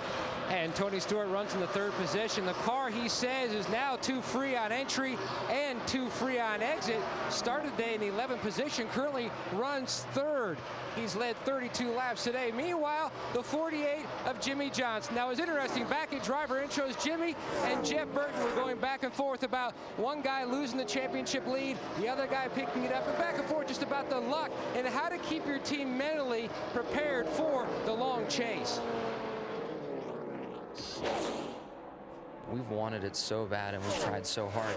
It's more of a deal now where I've got to almost pull the reins back on the guys and say, look, we know we can do this. Let's not want it so bad that we cause problems and create issues. Let's just be smart and just do what we know how to do. Gordon once again trying to work under Earnhardt for the lead. Jeff just can't let that car drift. Maybe he can this time. Yes, he can. Drifts up in front of Earnhardt. He wanted to make sure he gave him enough room this time. He didn't want to come back and get him loose down in 3 and 4. Earnhardt looking to close up. He got a little bit of arrow push there. You can see he went down underneath it. He got there, and all of a sudden he lost the nose. The car slid up, had to back off a little bit. That was a perfect example of arrow push. Yeah. So Gordon leads 115 laps complete. We continue going through the field. Matt. And Bill, while Jimmy Johnson, his car had a life of its own on entry, Jeff Burton says his car has just gotten tighter and tighter on this run, but the comfort level is better. Meanwhile, Martin Truex Jr. in the 1 car says his car, for whatever reason, has really gotten tight in the center and loose on exit. He told his team we really need to work more on fixing the center versus the exit. AB? Carl Edwards has won 2 of the 4 times he's raced the Nextel Cup car here. Having a solid day right now, up to 7th. He started back in 12th place. Just talked to his crew chief Wally Brown about the handling of the car, and overall not too bad for this stage of the race for the 99. Matt? The 07 Clint Boyer was second yesterday in the NASCAR Busch Series race. Now his crew chief Gil Martin's been telling Clint, just save your right front tire. Now we're seeing tire wear like we did in the spring. The first run showing some excessive significant wear going down to the cores, but as the day wears on, more rubber gets into this green racetrack and the wear gets better, and that's exactly what we're seeing now. Gil told him that we'll work on that tight race car on the next stop. Marty? Well, Matt, Kasey Kahne told me on Friday, he said, one of the things that has made me most proud, especially here in the second half of the season, we're making our cars better throughout a race. Earlier on, Kasey Kahne and his team struggled a little bit with a race car that was a little too loose. They've been getting it better the longer they run, although this is the beginning part of the run where they get worried about those right front tires. This is what the cord started showing earlier on. Alan?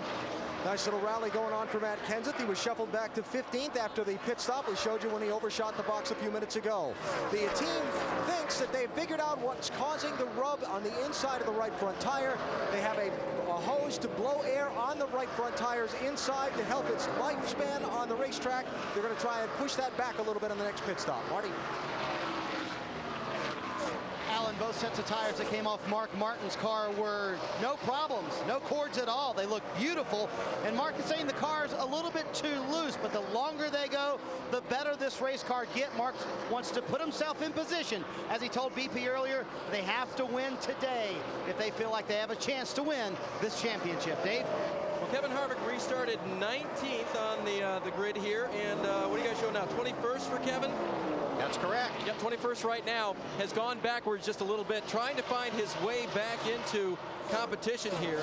His car was loose into turn 1. That was the main complaint. Made a track bar adjustment and 4 tires, but so far it hasn't helped him. Alan? And Denny Hamlin has fallen back quite a bit in this field as well. Just like Matt Kenseth, he slid through his pit box. His box also on pavement instead of concrete. Lost about 5 spots on the last stop. Not long after the restart, said his car just won't handle when it's in traffic, and that's causing him some issues on the racetrack. Dave? Kyle Busch's car now reporting no grip. The thing that they had to work on after the front end damage was fixed is that the car was really in the racetrack. No, I mean really in the racetrack, bottoming out hard. And so they went under the hood, made some adjustments to the shocks there, raised the car up, get it off the track for Kyle. Seems to have helped a little bit, but he's off the pace today. Thanks, Dave. Kyle Busch, 28th. One of many cars 1 lap down. There are 17 cars scored on the lead lap. The last one being Denny Hamlin. You know, listen to what Marty was talking about, the 6 car. The 6 car's times right now are as good as anybody's, if not better than a lot of cars.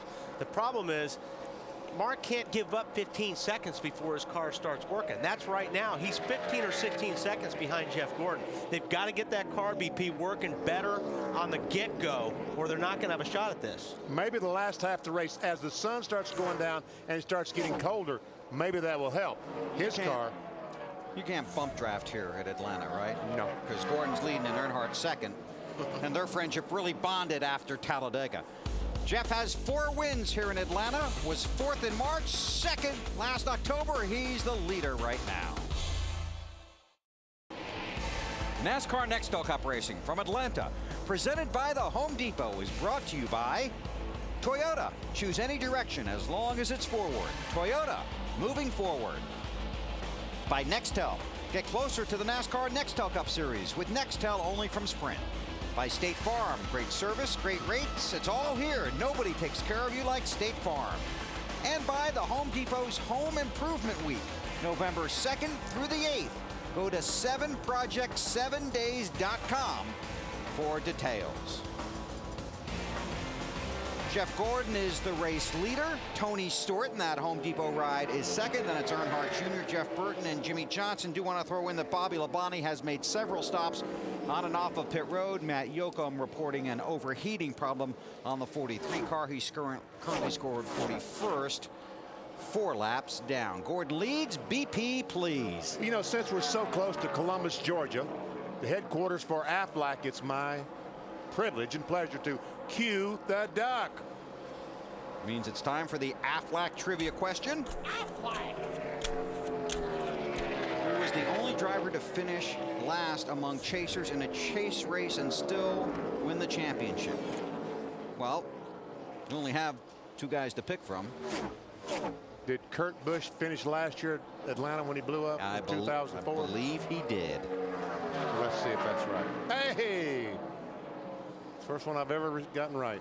Finished early that day, didn't he? Yes, very early. On to win the championship. And came in here with what, over 100-point lead on the field. Looks like it's going to be a runaway for Kurt Busch, and when he had that engine problem, it brought everyone back into play. You remember that and the wheel at Homestead coming off.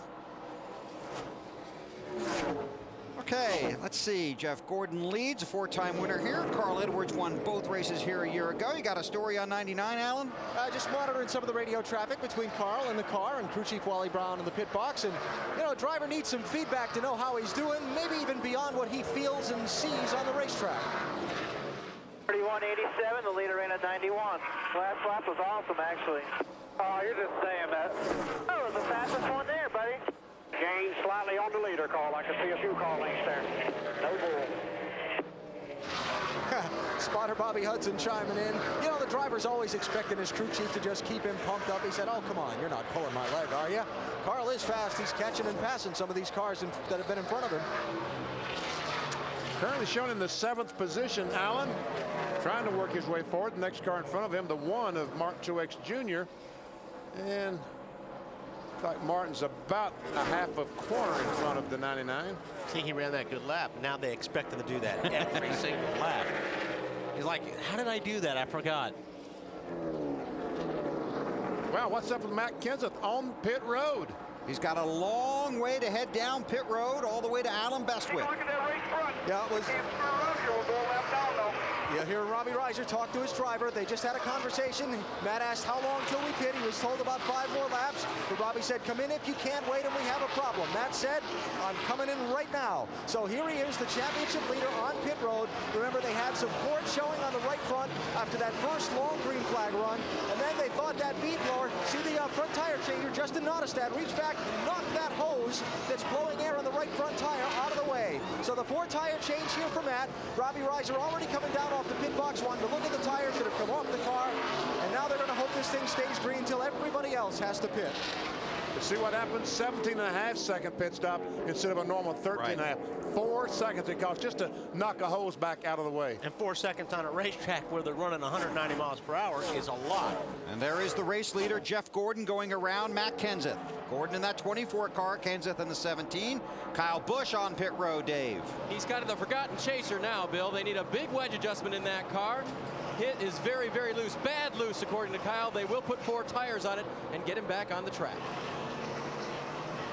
So they work on the 5 car. Kyle involved in an early spin. Brought out the first caution of the race on lap 5. See 26, Jamie McMurray has also been on pit road. Now then we see the 17 car. That's pretty big. He's able to get by the 24, get one of the laps. He's probably 2 laps down. Now he's only 1 down to the leader. And he'll be slicing through these cars right now. That's what new tires does for you. Man, they look make at a that. lot of ground up.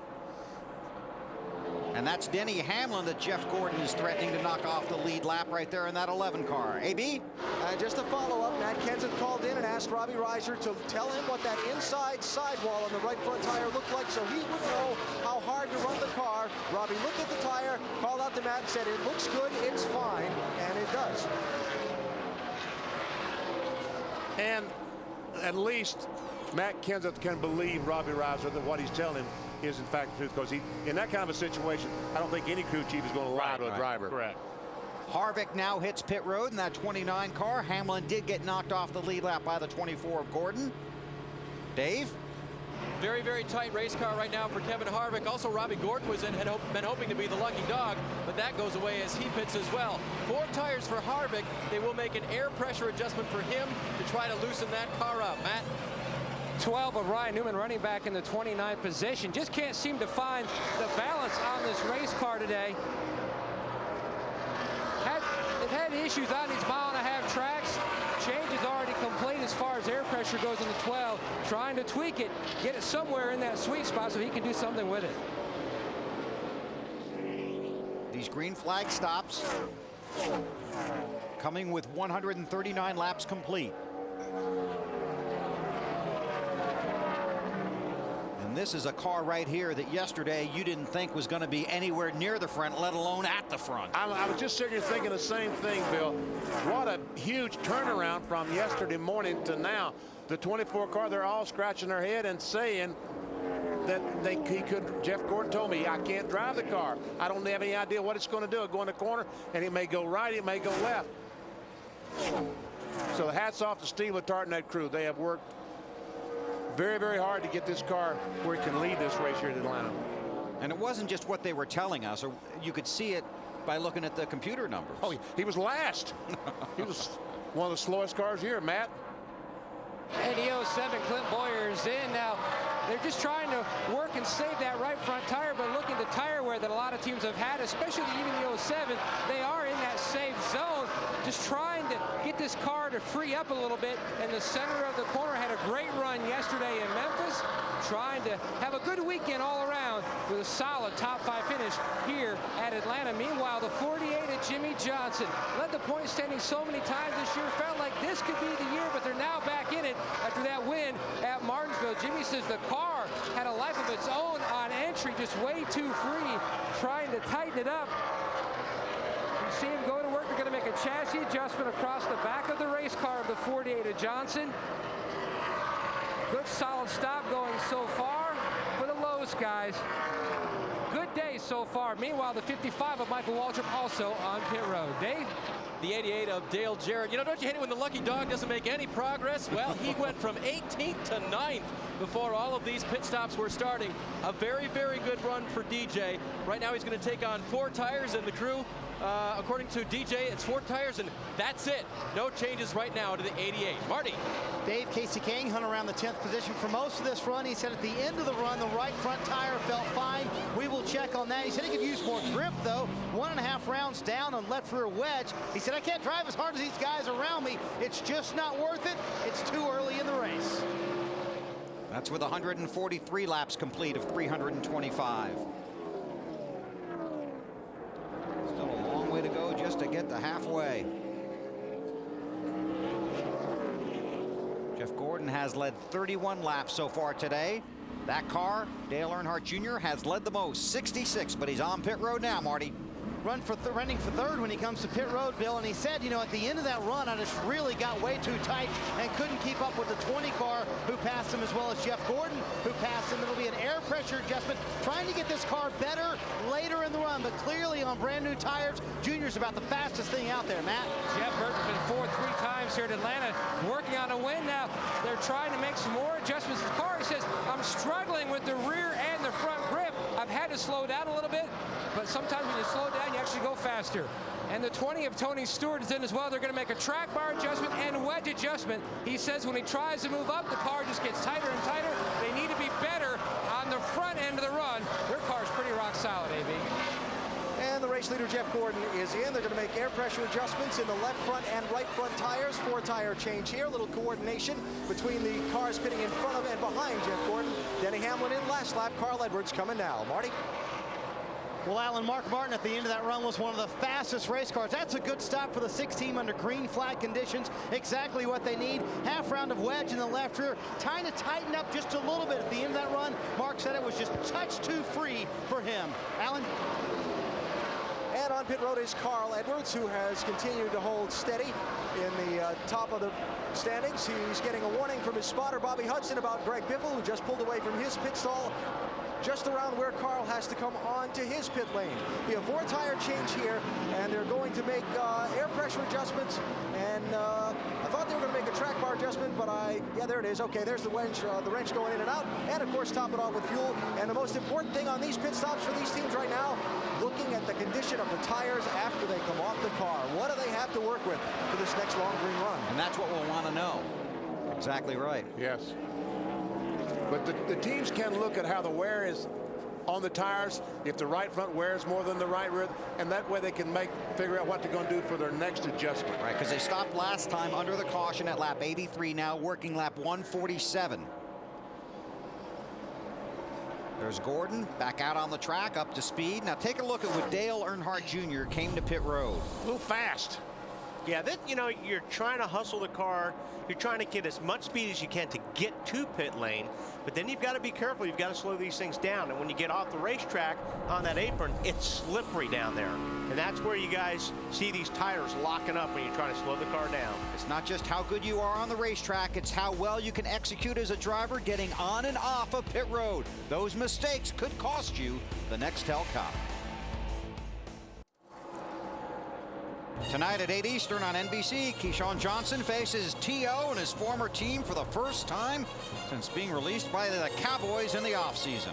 And before the big game, catch up on all the day's NFL action with Football Night in America. The guys right behind us tonight, 7 o'clock Eastern time, right here on NBC. 130,000 or so here at the Atlanta Motor Speedway, watching Jeff Gordon lead Tony Stewart, Dale Earnhardt Jr., Jimmy Johnson, and 5th place, Jeff Burton. Time to pay off our singular race talk poll. Who will finish 2006 with the most wins? Kasey Kahne already has 6 of them.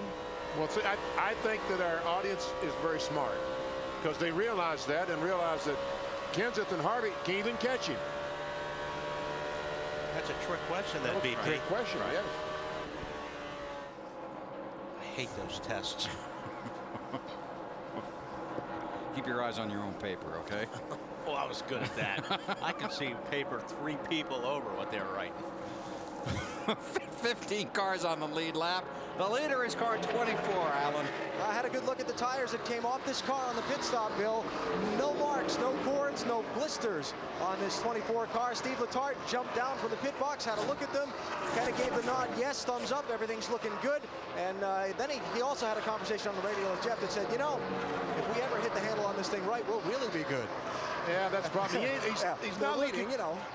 He's not looking too good because right behind the 24 is that 20 of Tony Stewart, and he is coming fast.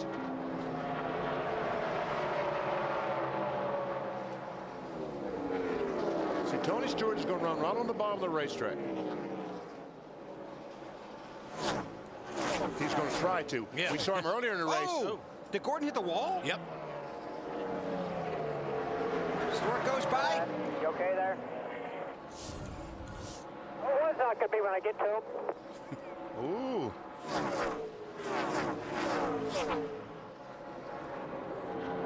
Looking to see the damage. Looks like the Goodyear's rubbed off that right front tire.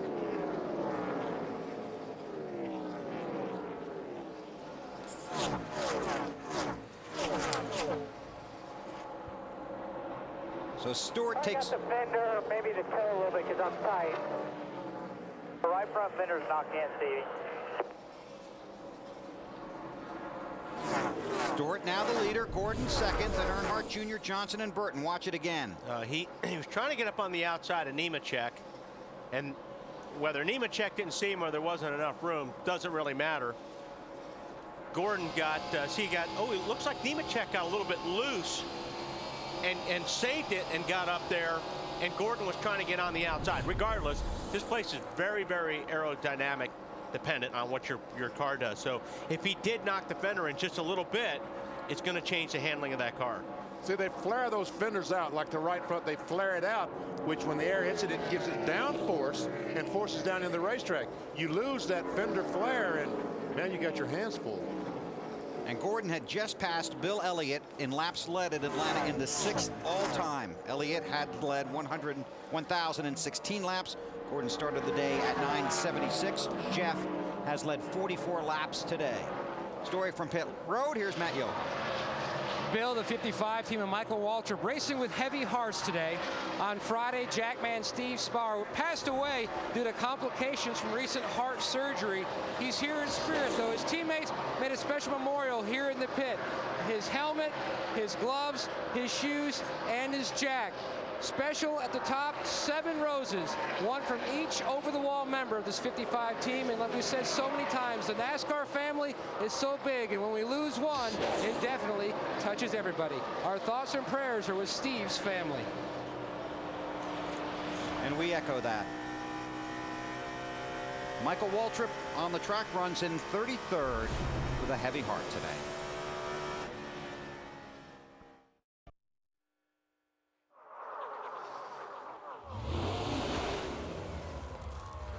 Sony, the official high-definition television of NASCAR on NBC, takes your NASCAR experience to another level with Sony Full HD 1080, the world's most powerful HD experience.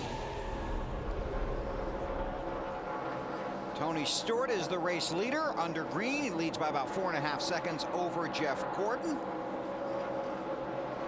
Here's our Napa Field summary. 7 different leaders. Bill Elliott, Kevin LePage, the 2 cars out of the race. Just 2 caution periods today. We're 169 laps into 325 here in Atlanta. Getting dark back there, BP. Yeah, it sure is. Did you see the average speed over 160 miles per hour? Yeah. Only 14 cars on the lead lap. What? Jeff Gordon is off the pace. That's coming out of turn 2. A lot of smoke. I can't believe he ran into the back of you. Sounds like That's stupid. Sounds like somebody ran in the back of the 24 and caused him to right front down, maybe a left front, but then lots of rear end damage. He ran smack in the back of us. I think something happened in front of him. Gordon probably slowed down. That's what he's talking about. I don't think he brought out the caution. World-renowned Jamie McMurray. Well, we know who hit him. Well, he heads for pit road. What we need to do is get tires on it. Get 4 tires on it. Fix the front fenders. Jabba, you stay back. And there's McMurray's car just in front of Gordon heading down pit road. McMurray into his stall. Gordon heads for his. Pit road is closed. I don't know. Maybe that was a caution, guys. I don't see anybody else out there with damage. Alan? All right, let's see what they do here on that right front fender. First of all, that got dinged up a little bit when he got squeezed into the wall by Joe Nemechek a little while ago. There's a tug on the right front. You're getting a look at the damage on the back end of the car as well. They're going to come around, put 4 tires on. You hear Steve Letarte, the crew chief, telling the guys to come around the car. And look at the plan here of who does what on the pit stop to repair the damage while the other guys execute the tire change. The tire carrier stayed over on the far side of the car to work on the fender, and they rolled the left side tire out from the wall instead of the tire carrier coming around. Marty?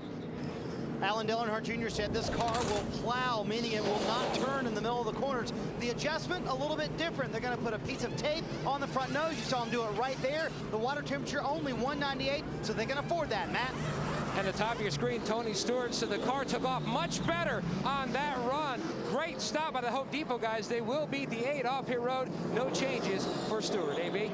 Matt Kenseth that worked his way back up to 5th position. When they go around to the left rear of the car, look for them to pull a spring rubber out, which will take him an extra split second on this stop. But this car's handling continues to rally. I think shorter runs are going to be the key for them because they continue to have those tire blistering problems on that 17 car.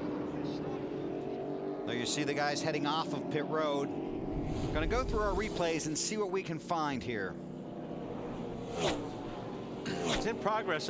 You know, Gordon was up on the top of the racetrack, it's hard to tell. I don't know.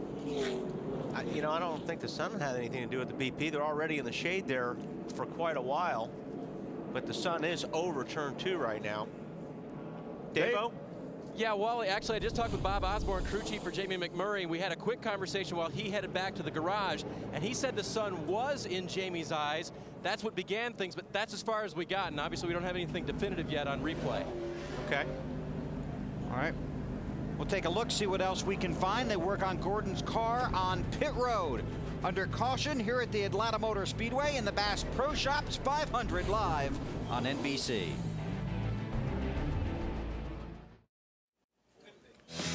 Ford is looking for the ultimate racing fan to have the ultimate fan experience at Homestead Miami Speedway. Log on to racetothedream.com for your chance to win an experience that includes tickets to all 3 NASCAR Championship races in November, being an honorary starter for the Ford 300 Busch Race, and a pace car ride. Racetothedream.com.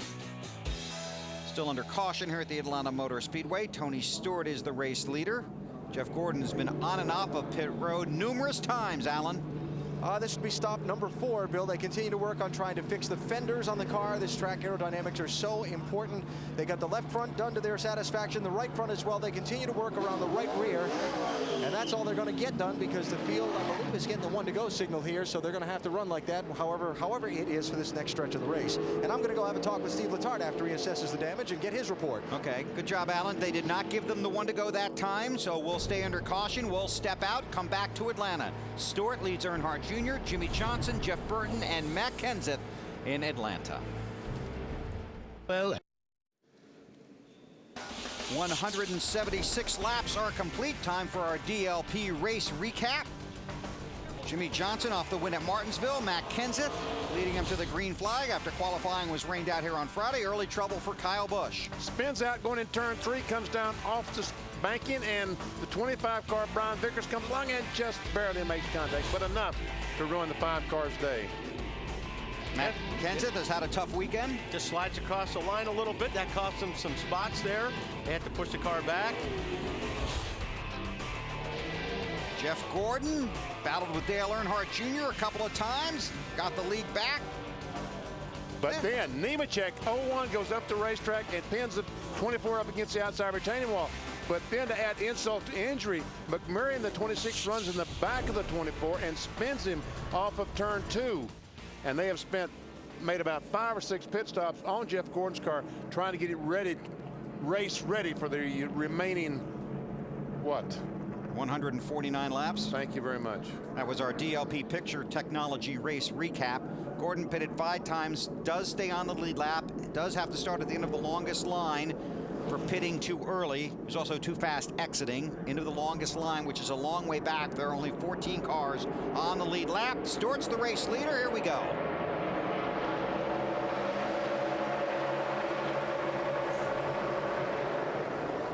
Casey Mears was the lucky dog. I tell you what, Wally, Kevin Harvick hiring Ron Hornaday to drive his Craftsman truck was one of the best things he's ever done, because Hornaday has taught Kevin Harvick restarts. He is really, really good on these restarts anymore. Oh, battle for the lead. Here comes the 8 car. As we've seen all day long, the 8 car is really fast for 10 or 15 laps. Then it seems like his car falls off a little bit, and that's where Stewart and Gordon and those guys were able to run him down and catch him.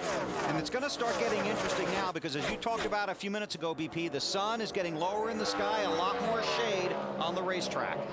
And you start with that shade, you're going to start getting more grip. And all these guys that are talking about being too tight now, it's just going to get worse and worse. We'll watch the action on the track and check with Marty Snyder. Well, I found Jamie McMurray, and speaking of shade and light, let's find out if we can shed some light on what happened. What went on back there when you hit the 24? I'm not real sure that, you know, the sun is in your eyes so bad getting into turn 1 that by the time I could see the corner, I was already committed to going where I was, and I heard my spotter say, you know, someone's slow, but on old tires here, it's somewhat like Darlington. You're just sliding, and by the time I could see him, you know, I was like 3 foot from him, and, you know, I ran into the back of him. I'm not sure if he had a tire go down or what happened. He was going really slow at the top of the racetrack, and just nowhere for the Crown Royal Ford Fusion to go. For you guys, this has been such a rough season, Jamie. You going to be able to get back out? Probably. I mean, it's been so bad you almost laugh right now. It just seems like if something can go wrong, it does. And I did get mad, but it didn't really do any good. So now you just laugh it off, and hopefully next weekend it'll get better.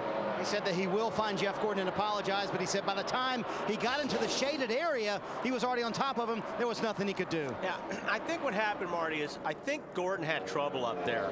He probably lost a car. He slid up to the top of the racetrack, slowed down as we're looking at the glare going into the corner there. But this happened way down into the corner. But regardless, I think Gordon had problems. He slid up. He was up against the wall, and that's when McMurray came in and had no place to go. Got your shades, BP? Pardon me? Got your sunglasses? I'm telling you, you need your sunglasses. Now, watch this. You go down the front straightaway by the start-finish line. And, folks, this is what you're driving into, the sun. And it's glaring back in the windshield, and this is what you see. Nothing. Now, some of these guys have tape on the windshield. Some of them will have dark visors. Some of them will even be wearing sunglasses at this point of the race, that because they know it's coming. So some of them have a little bit better than we do right now. Alan? Let's answer definitively what happened to Jeff Gordon after they finished making their 5 pit stops. He took the time on the team radio to explain to Steve Letarte and the crew. I tell you what happened. That sun's so bad because the time of day they got this race going, he couldn't even see me going in there. He being the 26 that hit you in the back. What'd you do, have a flat tire before that, buddy? I don't know if it's left front or right front, what it was, but it went flat, and I did a great job keeping it out of the wall. I was all excited, and then wham, from behind. And let's get the update from Steve Letarte. Steve, how about the damage on your car? What kind of shape you in? I think we got the damage fixed up pretty well. You know, the guys here in the DuPont Nicholson Chevrolet have done a great job all year long, and I'd like to take a minute and thank everyone back at Hendrick Motorsports. You know, 550 employees make this possible, and we really had a lot of fun racing. So you think you're okay? Yes. Has he given you any feedback yet? No, he hasn't said anything. That's usually a good sign. All right, thanks, Steve. Wally, you were dead on. Yeah. I didn't realize you had a flat tire. You were dead on. I figured he had to have some kind of problem for the 26 car, who wasn't really running that great. In order for him to catch and run into and wreck the 24, Jeff had to be having some problems. And all that damage on the front of it, you knew he was moving at a rapid rate of speed, and the 24 wasn't. And you have to consider that Gordon's lucky he didn't have more damage, didn't end up with the wall. Yeah, because that could have been really, really bad. Jeff Gordon currently lucky 13th. They're all chasing Dale Earnhardt Jr. He leads Tony Stewart, Jimmy Johnson, Matt Kenseth, and Jeff Burton. NASCAR Nextel Cup Racing from Atlanta, presented by the Home Depot. NASCAR Nextel Cup Racing from Atlanta, presented by the Home Depot, is brought to you by Allstate, official insurance sponsor of NASCAR.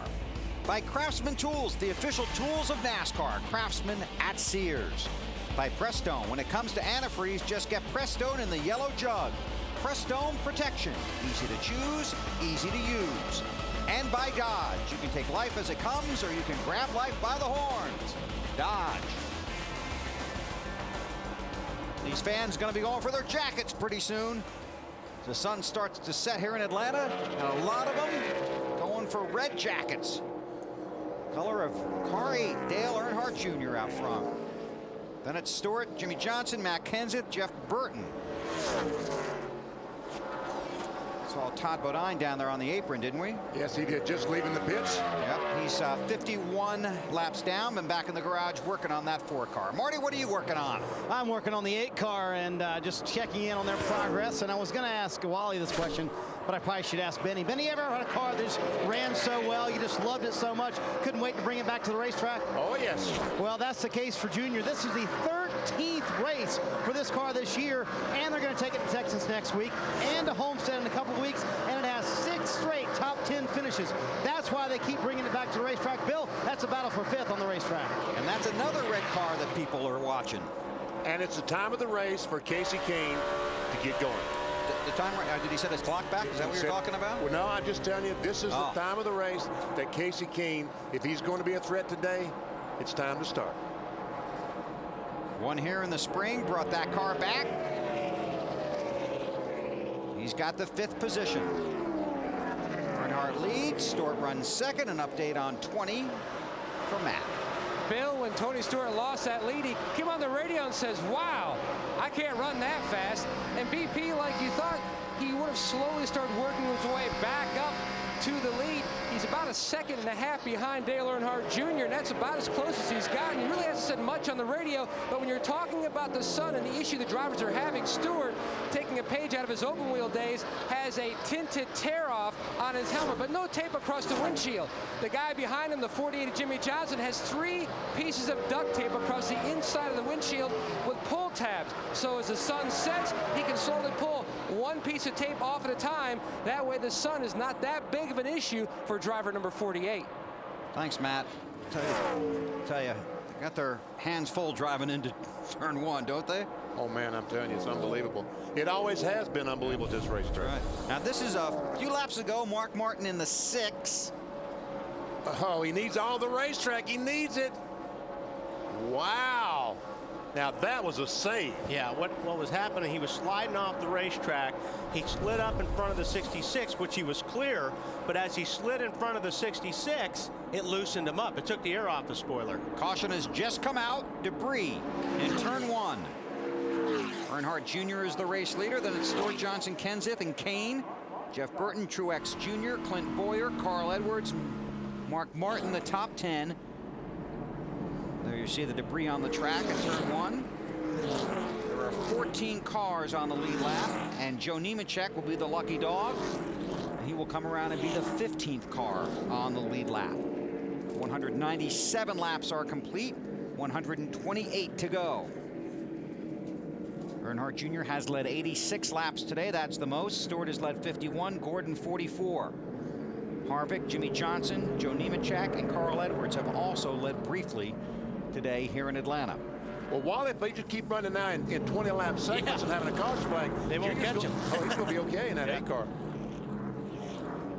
But, you know, they've been adjusting on it, too. I mean, you know, they've made the car better. Pit road will be open when they get there. They're in turn 4 right now. Earnhardt makes the left, and here they come. Marty. Dale Earnhardt Jr. says, Bill, on that run, his car was a little too free in the center of the corner, and he wants the car to work better in the middle of the corner, a little too free getting into the corner, I should say. He said he wants about 75% of what he gave him last time, so it's going to be a wedge and a track bar adjustment. They're going to go down 1 round on the track bar and 1 round of wedge in the left side. Matt? In the middle of your screen is Tony Stewart. He was running second. Stewart said the car still had the uneasy feeling as Jeff Gooch Patterson acknowledges the fuel tank is full. Didn't really know what to do to fix it, AB. Not going to be any changes on Matt Kenseth's car this time because he feels like the car will be good as the sun goes down. A 4-tire change and a windshield tear off and a very close race off the pit lane. It's like Tony Stewart. Yes, beats Junior off. Beats him off pit road. Here's the race off of pit road. We'll take a look at it. All right, let's see. Here we go, Junior. Trying. Can't quite get to that 20 car, but is that a dead heat or did Kenseth beat him? It's going to be tough on that 3rd spot. We'll let NASCAR sort it out. Here's Ira Joe. Ira Joe Hussey, and you think you'd be from the southeast, right? Ira Joe from New Hampshire. He goes around to the left side. Takes that left front off. Tom Dean, tire carrier, slaps it on. 5 lug nuts. Go, Tony, go. See you later.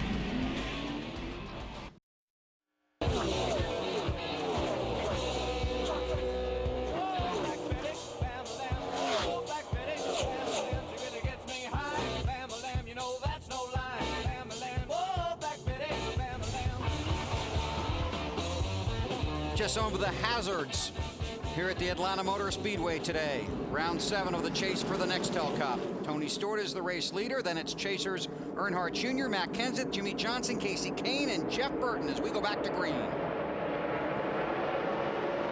And look at this. Matt Kenseth is 3rd. Now he's looking at 2nd right now. Going for 2nd. See if he's going to be able to pull this. I don't know, though. Earnhardt's car's been so good on these restarts. Kind of was sleeping a little bit there on that one. He let Tony Stewart get away from him when they dropped the green. Now he's got Kurt Busch in the 2 car in between them. And I believe Kurt's 2 laps down. That's correct.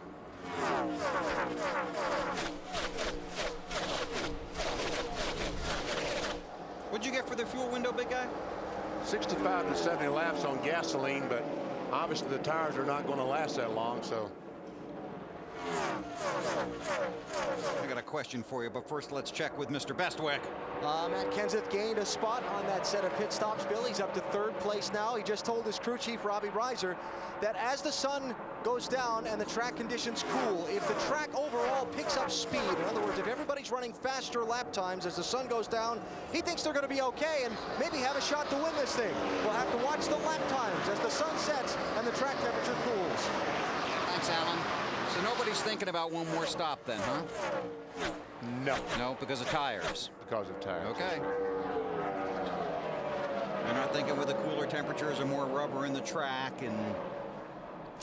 Well, you know, it's possible that someone that hasn't had any tire issues all day long, that the right front and the right, all the tires have looked good, they might try. They can make it on one more stop. See how that plays out. On fuel. Yep. Tony Stewart won the race off of pit road. For all the people at Joe Gibbs Racing and all the guys that work so hard at the shop and at the track, here are the guys that go over the wall for Tony Stewart. Greg Zipadelli, Berlin, Connecticut. Tom Dean, Long Valley, New Jersey. Ira Joe Hussey, Manchester, New Hampshire. Jason Lee, Willimantic, Connecticut. Jody Fortson, China Grove, North Carolina. Todd Foster, Birmingham, Alabama. Jeff Patterson, Escondido, California. Brian Larson, Escanaba, Michigan. And let me add, that's for all the guys and the women at Joe Gibbs Racing. It's amazing the different localities these crew members come from. Every time that we introduce these crew members, it never ceases to amaze me. This is for 5th. Kasey Kahne has it in the 9 car. Martin Truex Jr., the 1, would love to take it away, but see Denny Hamlin there in the 11 car right behind Truex, but he is 1 lap down. Believe it or not, Kevin Harvick is 23rd, 2 laps down. Dave, your buddy's not doing too well out there today. Well, let's check in with Todd Barrier, his crew chief. Looks like a championship on the edge here, Todd, but it sounds like the car won't decide if it's tight or loose today. It's been loose for the most part. We were tight a couple of runs. Just hadn't really found the balance that he wanted. We just keep trying to make it one or the other. It's still free right now, so we're just going to keep winding wedge in and keep working on it. Hopefully, just make a day out of it. That's all we do. That run was a little better. What did you guys do? Kevin asked you over the radio. What'd you do? Well, we keep knocking the fenders in on the front and just stupid stuff we shouldn't have to be doing. Yeah, they're frustrated down here, but trying to get Kevin at least in a position to where he can get back on the lead lap, and that's been the tough part. He's 2 laps down, so he's not in position for the lucky dog. And Dave, no matter whether it has affected them today or not, the story tomorrow is going to be that he was not here for the 2nd practice session. Yeah, as much as Kevin didn't want to talk about it, and you know, it really probably isn't the problem, but it'll sound like the problem. Exactly right. You know, if Kevin had spent every waking minute here, if they had spent every lap on the track they could have, then they wouldn't be talking about it this way. Check this out. Jimmy Johnson, he's got his race face on now. He goes by Junior for that 2nd spot. And this is the part of the run where you thought the 8 would be stronger. I'm sorry, 3rd spot. Yes, I thought the Junior would be strong, but yet he's falling back to the 4th position. And Kurt Busch is going to go underneath him, Marty. Yeah, Junior not very happy with the car early in the run here, and as you guys say, that has been their strength all afternoon long. Junior came on the radio during that pass when Jimmy Johnson was going around him. He said, I have no right rear grip right now, really loose, and they haven't been loose for much today, so maybe they're hoping, well, they are hoping the car will get tighter the longer he runs. Junior trying to hang on to it, though, here early in the run. And just to underscore your point, that 2 car is a couple of laps down. Right.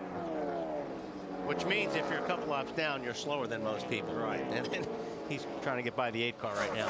So Dale Earnhardt Jr. runs in the 4th position. Johnson is 3rd. Kenseth is 2nd. And Tony Stewart out front at Atlanta. It's the home of Home Depot.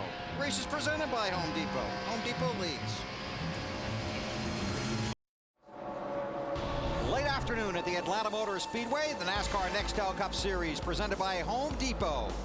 130,000 fans or thereabouts here at the Atlanta Motor Speedway watching round 7 of the chase for the Nextel Cup. And reigning series champion Tony Stewart, not a contender for the Cup this year, is out front leading several of the chase contenders. Time to take you through the field as we close in on the 100 lap to go mark. Tony's in front, and here's Matt. And Bill, in 9 races here at Atlanta Atlanta Motor Speedway. Tony Stewart has had 8 single-digit finishes in those last 9, working on another one. He's led 70 laps. He said the car was edgy, and he said it also had a tight condition, but he thought that might have been more just following Dale Earnhardt Jr. out front in clean air. Says the 20 car is running very well. AB? Matt Kenseth up to 2nd place. Remember, he got shuffled as far back as 15th earlier in the race when he had a little bit of an issue on a pit stop sliding through his box, reporting on the condition of his car to his crew and maybe forecasting a little bit ahead for what he expects track conditions to be. I don't know what's going to happen with the track, Robbie. If it picks up speed, you know, I just don't know. It's so wore out, it might not pick up speed. But if the thing picks up speed, tightens up, I think we'll be okay. You know, I'm just too free, so hoping it'll kind of get sticky.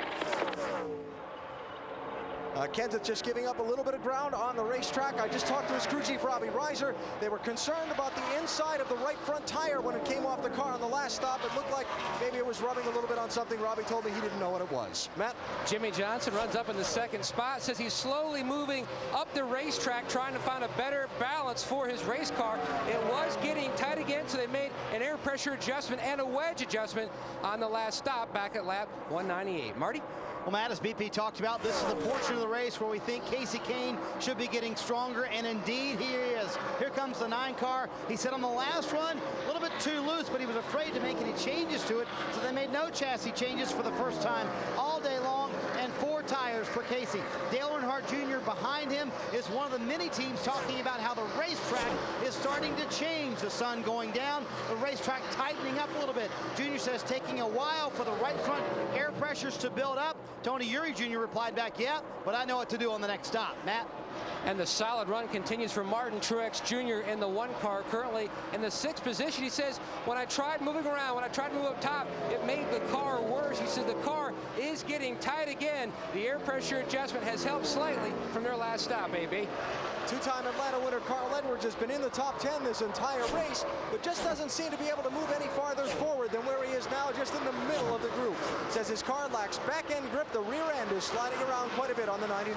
Matt? Another rookie, Clint Boyer, having a great day running in 8th. He says the shade down in turns 1 and 2 isn't really giving him the grip that he thought it would. He can run the car about 1 car length off the wall, and that's about as good as it gets. Any closer, he says, and it slows me down. Alan? Just talked to Jeff Gordon's crew chief, Steve Letarte. They moved back up into the top 10 to 9th spot after repairing the crash damage a little while ago. Steve said the car is tight. That means when he goes into the corner like that, the front end does not want to turn, and that's slowing down. And what a rally for Greg Biffle, that 16 car on the bottom of the racetrack trying to pass Jeff Gordon. Remember when Kyle Busch spun out back at lap 2? Greg Biffle got damage to the nose of that car in the jam up. He fell all the way back to the tail end of the field getting repairs. They've chipped away at the handling all day. He's just cracked the top 10. Matt? Back in Michigan when Jeff Burton had the motor failure, he rallied the troops around. He said, all right, we've got to put this behind us. Last week when he had the motor failure again, they went from 1st to 5th in the championship standings, and basically says mentality-wise, you just got to try to compartmentalize when bad things happen. My goal last week, and it was take a bad situation and you know, let's don't forget it. Let's keep it in our minds. Let's remember it. But at the end of the day, let's make it a defining moment in a good way. That's not going to be the end of our deal. When this deal gets done, let's look back on it and say that was a defining moment. That was the moment that we found a way to be better, rather than just putting our hands up in there and say that's a defining moment because that's what lost us the championship. We're not going to think like that. Right now, they are still fighting, trying to get the handle on that race car. 1 lap, he says, it's plowing. The next corner, he says, it is loose. Absolutely no grip for the RCR 31 car, Dave. During the last run, Dale Jarrett's car was the worst it had been all day, according to the driver. Loose and tight. They lowered the track bar, changed 4 tires. Unfortunately, it made the car even harder to turn, and he's gone backwards since the restart. Marty? Dave, this is what Mark Martin wants to see, a little green flag racing. He said earlier, all these cautions are killing us. Mark, very good on old tires compared to everyone else, but when those cautions keep coming out, he has to put new tires on, and that's hurting their program. Back in 13th, struggling with a race car that's a little too loose. Alan? Well, opportunity is there for Denny Hamlin right now in this 11 car. He is the first car 1 lap down after struggling with the handling on this car much of the day.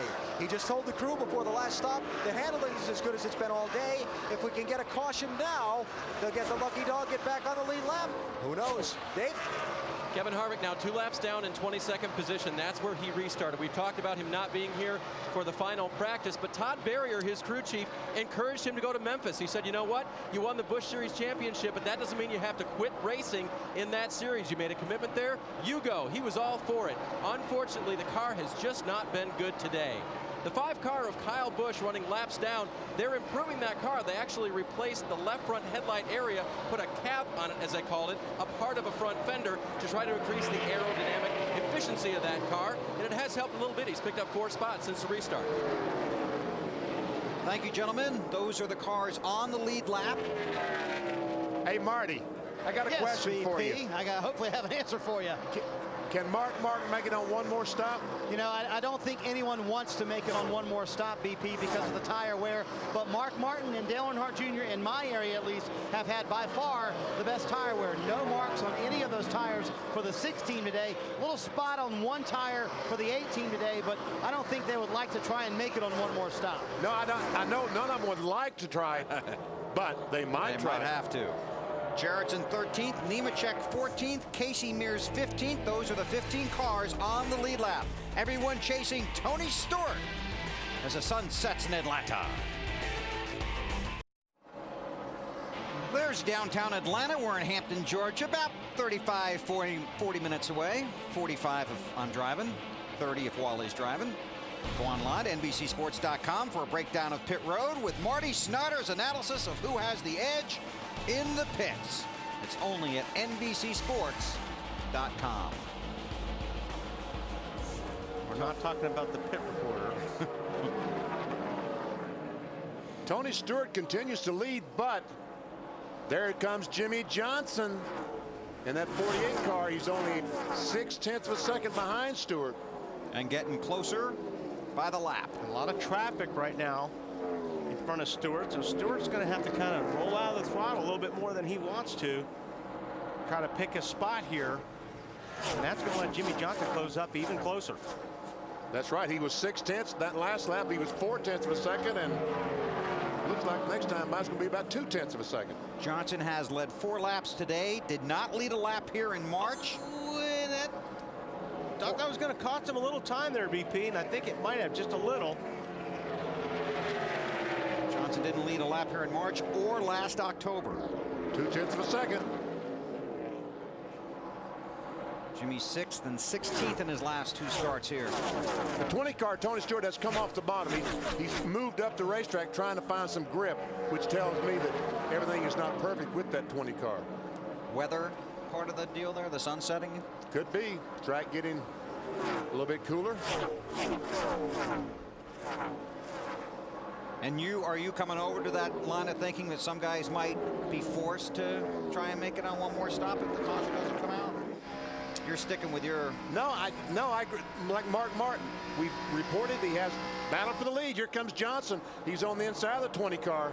Off the win at Martinsville and the 2nd place finish at Charlotte, Jimmy Johnson passes Tony Stewart.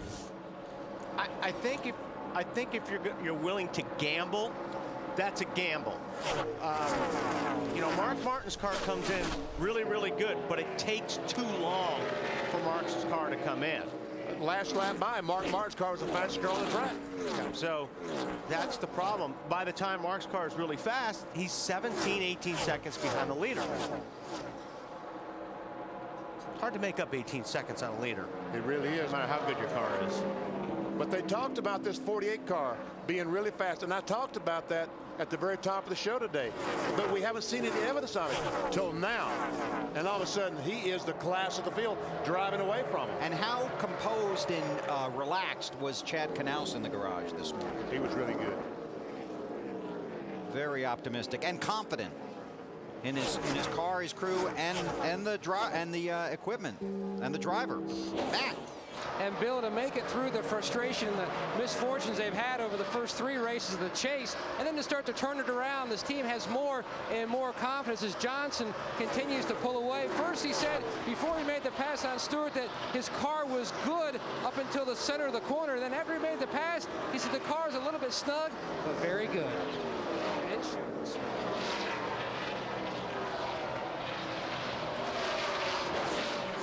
Just went by the 42 car of Casey Mears. his good friend, put him a lap down. That leaves just 14 cars on the lead lap, and Nemechek would be the next victim.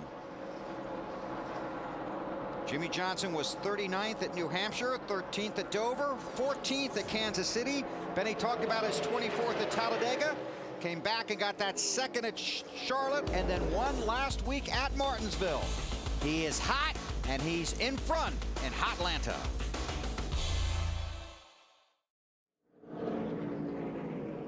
We're under caution for debris. The 12 car hit the wall. Pit road is open. This is the first time in. Here they come down pit road. Marty. Kasey Kahne running fourth, getting better as this race goes along. He's a little loose getting into the corner. They're going to put a half round of wedge in the left rear. He's on the bottom of your screen, tight on the exit of the corner, half round up on the track bar. Also a very small piece of tape on the nose as it gets cooler into the evening. Matt? It's the best the car has been all day. Jimmie Johnson tells Chad Knaus about the 48. The sun continued to set.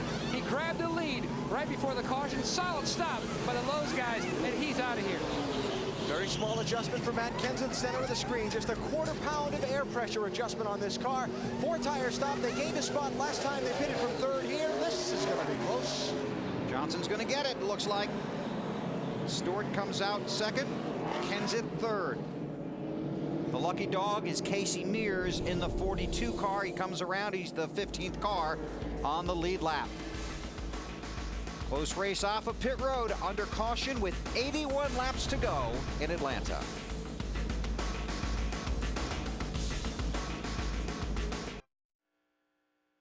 Fifth win of 2006 for Jimmie Johnson, his second win here at Martinsville, and the first time he's truly been able to celebrate at this track.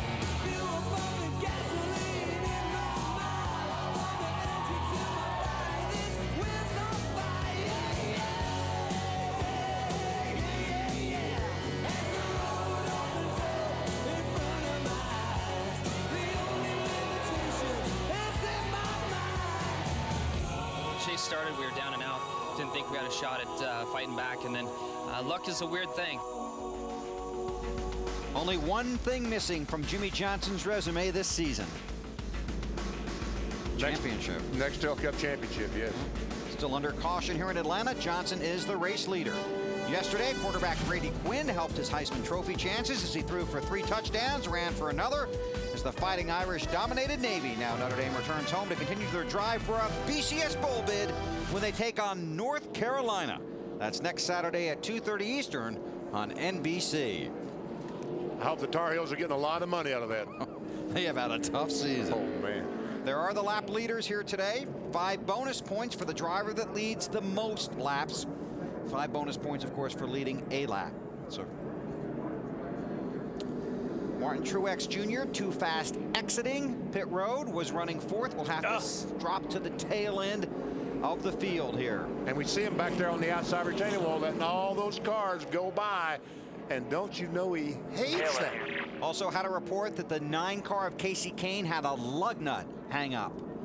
So that took them a little extra time on pit road. He will restart 11th. And Jeff Burton is 12th, and this caution may have helped him tremendously because the handle on that car was clearly gone. And he was about to go a lap down. 78 to go here in Atlanta. Nobody can make it to the finish from here without stopping. You comfortable with that, BP? Oh, yes, very much so.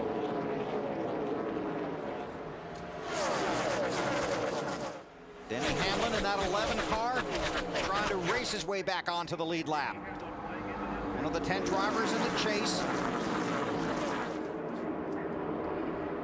Hamlin driving with the FedEx Cup colors this week. 17 car Kenseth a little bit loose right now. Last couple of laps, looked like he had his hands full. It looks like Junior in the 8 car was catching him a little bit, but now he drops back as Stewart gets that trouble. Yeah, hard against the wall. Oh, Kasey Kahne. Stremmy's in the wall hard. Stremme involved. I don't think Kasey may have just slid up against the wall. See how much damage he has, but his car looked fairly clean on the left side and front and back. Car's hurt fast. Yeah, somebody. It's a gunner. Right now, Kahne 8th in the chase as they run at this moment. Oh, he got run into.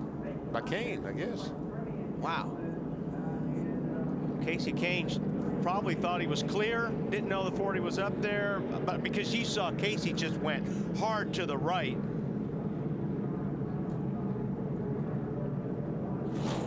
Yeah, he was going up there to get his angle down into the corner, and probably was pretty surprised.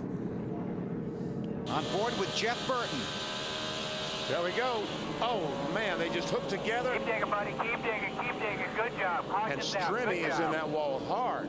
And again, I don't know how you can't see him. He was right next to him. Marty? Yeah, guys, Kasey Kahne said that was completely my fault. He said to his spotter and cousin Cole Kahne, you told me he was there. I just messed up. And then he was very upset on the radio, took complete blame, turned right into the 40 car, and may have cost these guys a shot at the championship. One here in the spring. That car has 5 of his 6 wins this season, but does not look like it will go to victory lane here today. Under caution in Atlanta, just 76 to go. The sun just about to set on the Atlanta Motor Speedway in Hampton, Georgia. NASCAR Nextel Cup Racing presented by the Home Depot. Jimmy Johnson is the race leader. We're still under caution. Denny Hamlin in the 11 car. He's the lucky dog, comes around, gets to be the 15th car on the lead lap. Topping off right here, driving with the FedEx Cup colors. And of course, the FedEx Cup will decide a lot of fates next year on the PGA Tour. Begins its FedEx Cup schedule in 2007. And Denny Hamlin spent some time driving with Davis Love III here at the Atlanta Motor Speedway. And after Denny was done driving, Davis showed him how to use that club. And as a driver, Denny wasn't much of a driver, was he, right there? Heard Love hit one 300 yards. Denny hit a truck. The FedEx Cup coming to NBC next year. We'll have all 3 events: the Deutsche Bank Championship, the BMW Championship, and the Tour Championship just down the road at Eastlake. We'll have the last 3 events in the FedEx Cup. Kasey Kahne to the garage after hitting the wall. Well, we knew coming into this race the sun would set on some drivers in the chase for the Nextel Cup Championship. And right now, Kasey Kahne and Kyle Busch in a desperate situation. Kahne took his car to the garage and climbed out just a few moments ago. Talking to Denny Hamlin. Obviously frustrated and disappointed. We'll follow up on that. Right now, we're going back to green with 71 to go. David Stremme, obviously. I said Denny Hamlin. I apologize for that. I'll get you a program for next week. Would you do that? A little bit. Hamlin restarts 15th. Might have a little collision back there between 1 and 2. Kurt Busch, David Gilliland, and somebody else. Well, there's still guys in the middle there. Elliott Sadler in the other Aronham car. It's time to get racy, though, isn't it? If you're going to get anything, it's time to try to get it. And Tony Stewart looks like he's going to try to get that lead from Jimmy Johnson.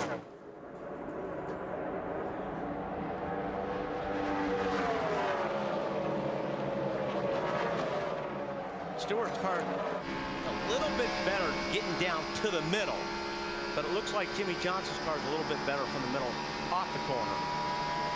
I'll take from the middle off about every time. Absolutely. And if remember, you know, we've been talking about, I think it was Matt was talking about the 20 car being loose in.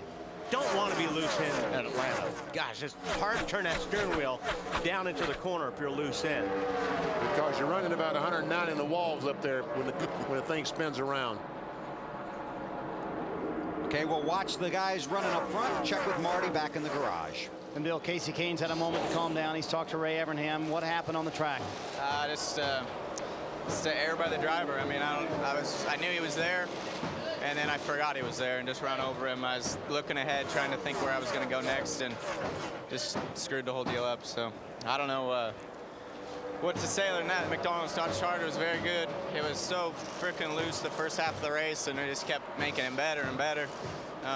The track was coming to us. I mean, it was a matter of time we were going to be leading that thing, and it was going to be fast, but driver error. And I know a win started to creep into your mind because you guys were making the car better throughout the day. Yeah, I mean, we were making it better and the track was coming to us. Everything we looked at, you know, everything we set up for yesterday was happening. Everything was going perfectly and screwed up, so it's disappointing. I think we had a shot at a good championship run. And your friend David Strimmy had a few words for you. What did he have to say? I really couldn't understand what he was talking about. He asked me what happened. I told him I screwed up. I ran him over. It was all my fault. And then he goes, I don't know what your deal is. I was on the outside of you, da-da-da-da. And I go, I just told you. I ran you over. It was my fault. Get out of here. Shut that. Yeah, well, obviously a lot of frustrations, and we have a battle for the lead on the racetrack, but the 9 team trying to get Kasey back out on the racetrack, Bill. All right, Marty, thanks a lot. Good job down there. I love the way Tony Stewart is finding a new line, trying to find a new way to catch the 48 car, because he felt like as long as they were running in exactly the same spot, he was going to struggle to get by, but he moved up a little bit, trying to get some of that air on those front fenders, get some downforce, and looks like it might be working. See, watch him go in here. Watch him drive up on the outside of that 48. Well, the 48 just got a little bit loose down there. Just that little bit of loose was enough where he had to get out of the throttle just for a second. And that was enough for a 20 car, Tony Stewart, to take the lead.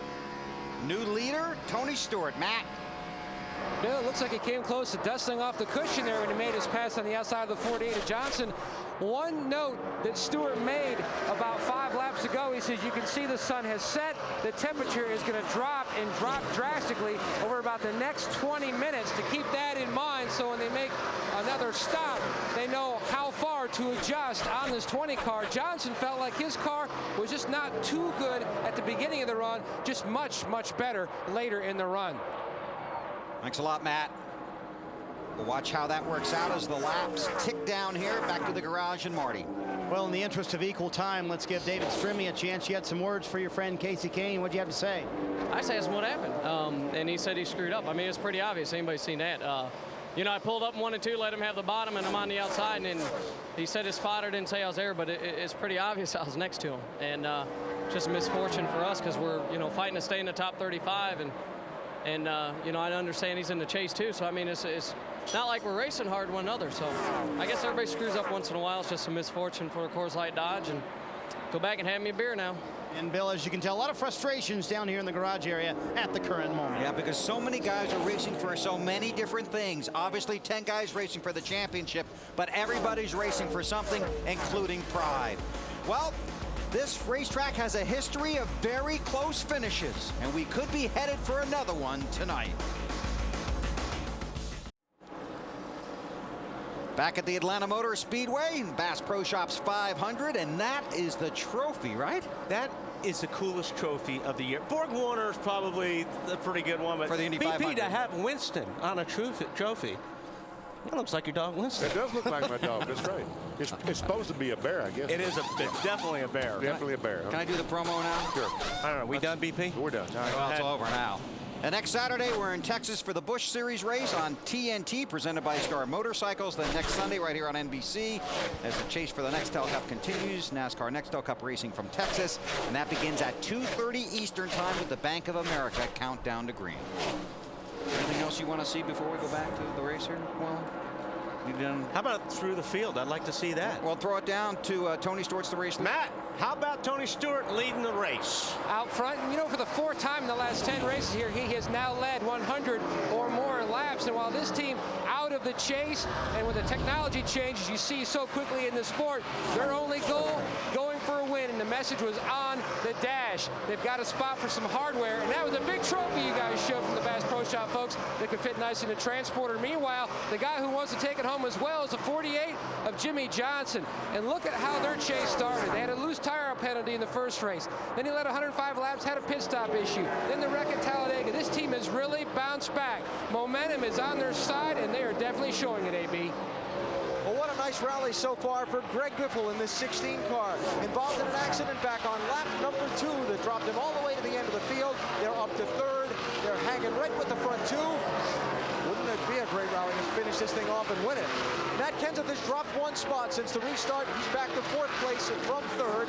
Just before we went back green, he spoke what's on the minds of a lot of people down here. When do you make the last pit stop if we don't see another caution flag? I pretty much know our situation here, Robbie, and gas and all that stuff. Just figure out and do what you think is best. But if it goes green, then just let's not try to be the last one on pit road. Maybe we make up a little time, you know. With the speed advantage of fresher tires, some crew chiefs would like to split the last 80-lap run at 40 apiece. But if you come in 10 laps before the other guy and the caution flag comes out, you're in a world of hurt. Marty? Alan, as the sun has gone down, you can feel the intensity pick up in the drivers' voices as the time is running out for Dale Earnhardt Jr. He had to pick one program they've really improved this year. It's this intermediate program. Jr. says, though, the changes they made have not made the car that much better. A little too loose off for Jr. right now. He's trying his best to get up there and catch that 17 car. Alan? Well, things sure look grim for Jeff Gordon back at lap 170 when he had the flat tire and then got hit by Jamie McMurray. But a great job in 5 pit stops by his race team making repairs to this car. Gordon in 6th place. Maybe he can squeeze a top 5 out of this day in Atlanta. Carl Edwards is running 7th, where he's been for about the last 2 hours. They just can't seem to get that car to handle where he can gain some ground and pass some of these guys in front of him. Matt? The one of Martin Truex Jr. won Saturday's IROC finale. He's bounced back from a speeding on pit road penalty. This team has really been on a roll. If you look at the last 5 races, 3 of those finishes have been 11th or better. This team just continues to gel and get better and better each week. Marty?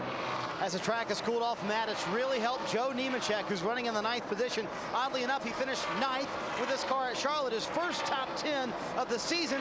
That was just 2 weeks ago. This team really turning things around, as you might have seen right there, a little too loose off the corners for the 01 team right now, Matt. And a good run by the RCR guys. First, the 07, Clint Boyer.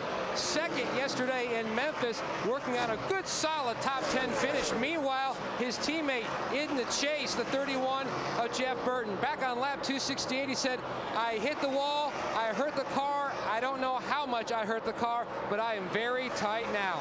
Looks like they've knocked the yellow letters off the Goodyear tires on the right side. Thanks, Matt. Jeff Burton runs in the 11th spot. Mark Martin is 12th. Dale Jarrett 13th. Denny Hamlin, another chaser, 14th. And Casey Mears 15th. Those are the cars on the lead lap. Chasers Kyle Busch, Kevin Harvick, and Kasey Kahne well down in the running order. Big sports day, big sports night here on NBC. 8 Eastern on NBC. Keyshawn Johnson takes on T.O. and the Cowboys. And before the big game, catch up on all the day's NFL action with the Football Night in America, guys. That's tonight, 7 Eastern, right after we get done here at the Atlanta Motor Speedway. Jeff Burton, with issues a week ago, was the leader in the chase for the Nextel Cup. But issues today, Matt. Bill, those issues continue to compound. Back on lap 268, we told you Burton hit the wall. Well, he hit the wall. Evidently, he cut down the right front tire. He had to hit pit road on lap 281 to change tires. Now he's trying to work his way back, hoping that it goes green from here on out to try to cycle on through. But boy, the trouble just continues for the 31. Did you see Matt Kenseth there? Kenseth was hoping he wasn't going to run him over. Burton was on new tires. He came right up on the back of the 17 car of Matt Kenseth, and Kenseth got sideways coming off of 4 because it made his car so loose. Well, the good thing for Jeff Burton, he can make it the rest of the way on fuel. He doesn't have to stop again, and all these other cars on the racetrack have to stop one more time. So if, as Matt said, if he can get it to cycle through and let everyone pit, he should be okay. He does feel like Superman on those new tires, doesn't he?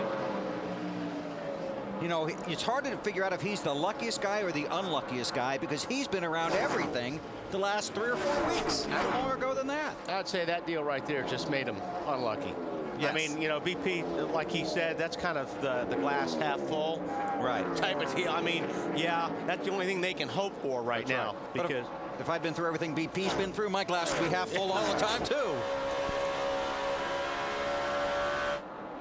There's Tony with Jimmy Johnson in the 48 in second. Meanwhile, Greg Biffle, the third-place car, is now over 2 seconds behind Tony Stewart. So it is a battle for, there we see Biffle about to be passed by the 31 car of Jeff Burton. And Burton has scored 17th, 2 laps down. But, man, he is flying around this track. This is for 4th. Fair to say that Kenseth might be a little bit loose? I think that's very fair to say. And that's the thing right now. Matt doesn't want anybody around him. I mean, you know, when you're that loose, you do not want anybody behind you because that just makes it worse. Now he's trying to get past these cars. I'm sure he's going to let the 8 car go as soon as he feels like it's a good time. He's trying to get by some of these lap cars right now first. It's Kenny Wallace in the 78. Update on Matt Kenseth. Alan? Well, as we watch Kevin Harvick make that pit stop, a little time to play crew chief for the boys in the booth, okay? Your car's handling's going away a little bit. Do you stop now, take fresh tires, take the speed advantage and try and win the race? Or do you stay out there and just make sure no caution comes out? That's the decision Robbie Reiser is faced with right now, Marty. And Alan Dale Earnhardt Jr. is catching the 17 car with a car that he doesn't like very much right now. He said it just will not turn in the middle of the corner. That's why he's running high, both in 1 and 2 and 3 and 4. And these guys are about 11 laps from their next pit stop. And you saw Kevin Harvick getting service on pit road, currently scored 31st, 4 laps down. And that's Todd Berrier gambling. He just split it, and he's going to be really good for a few laps, and hopefully he's going to catch some of these guys, makes up some time on these fellas in front of him. We'll take a break before these guys head down pit road for what should be their final stops under green. Stewart leads Johnson, Biffle, Kenseth, and Earnhardt. Just 34 laps to go here at the Atlanta Motor Speedway, and the caution has just come out for debris on the backstretch. Debris on the backstretch, bringing out this caution with 34 to go. Pit road will be open when they get there. Huge pit stops coming up because we know all these cars will change 4 tires. Question, who can do it best? And how do you make your car the best for just what's basically half a fuel run? Because if you have to make a major adjustment, that slows your pit stop down. So you need something minor that's really going to help. 14 cars on the lead lap, and they head down pit road. Marty. Pit stops that could decide this race, guys, for Dale Earnhardt Jr. He said he was loose getting into the corner, tight from the center of the corner off. He said that got really bad at the end of that run, so he really wants to fix that condition. What they're going to do is they're going to go 1 round in the right rear of wedge, trying to help that tight condition. Matt? Let's see if the Home Depot guys can get Tony Stewart off pit road first. Again, a small track bar adjustment. Stewart said whatever change you make sure it's not a huge one, and 14.3 seconds. 4 tires, no changes for Matt Kenseth in the middle. He felt that debris that caused this caution was something thrown out of one of his fellow competitors' cars and did not feel like that was terribly sporting of one of the other guys. Wow. Well, Stewart does win the race off of pit road. Robbie Gordon in the 7 car is the lucky dog. He'll come around, be the 15th car scored on the lead lap. I was going to say that did look like a big piece of roll bar padding, but just what it looked like from here. Kasey Kahne has returned to the track. Kahne is currently scored 38th, 41 laps down. There are just 4 cars out of the race: Stremme, Elliott, Bodine, and LePage. Wow. Like we said, they have some close finishes here at Atlanta, and this sets it up perfectly. Still under caution here at the Atlanta Motor Speedway. The leaders have just been on and off of pit road. Tony Stewart leads, and that's Jimmie Johnson, Matt Kenseth, Dale Earnhardt Jr., and Jeff Gordon, the top 5. 4 chasers in the top 5 spots: Johnson, Kenseth, Earnhardt Jr., and Gordon. The drivers in yellow on the ticker at the top of the screen are the 10 men in the chase for the Nextel Cup Championship. Just 3 races to go after the checkered flag here in Atlanta. Field has been given the 1 to go. They'll double up for the restart. There'll be 30 laps to go.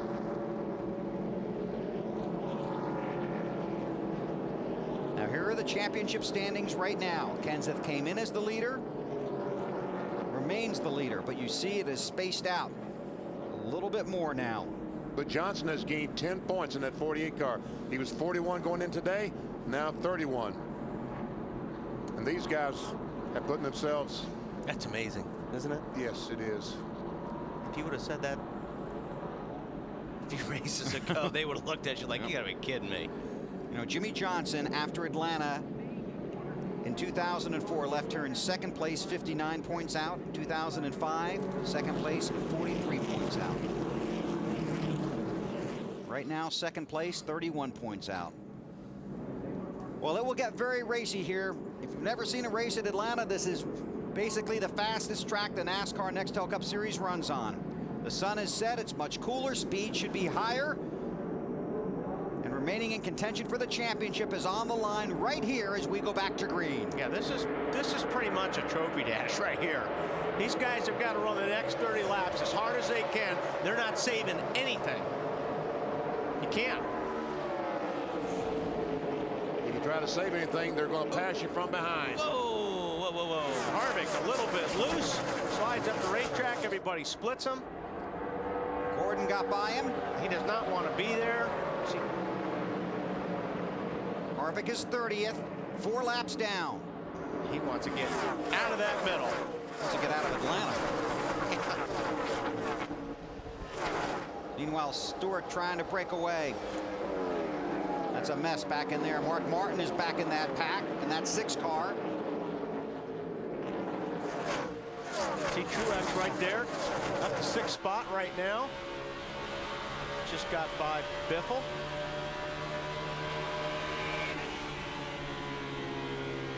Mark Martin, yeah, he's kind of blocked in. Throwing the ball in that 14 car. Yeah, I think you're right. The 29's looking for the exit. Yeah. Mark Martin runs in the 11th spot. He's one of the contenders for the championship. Denny Hamlin in 14th. Jeff Burton is 17th, but 2 laps down after he had to pit because of a cut tire. Update from pit road is Dave Burns. On the 29, as if I had to back up how Kevin Harvick feels about this place, he was on the radio. He said, I reckon I hate this place today. I reckon I hate this place. No pun intended. Yes. That's what he's trying to do. He looks like he's about to wreck, that's for sure. Kasey Kahne has taken his number 9 machine back to the garage. 38th, 43 laps down, really cannot make up any positions, so his day is done. Yes, Kenny Wallace, the car in front of him, if he were to stop now, he would still beat Kasey Kahne, Right. so there's no point in running the other 30 laps or so. 27 to go.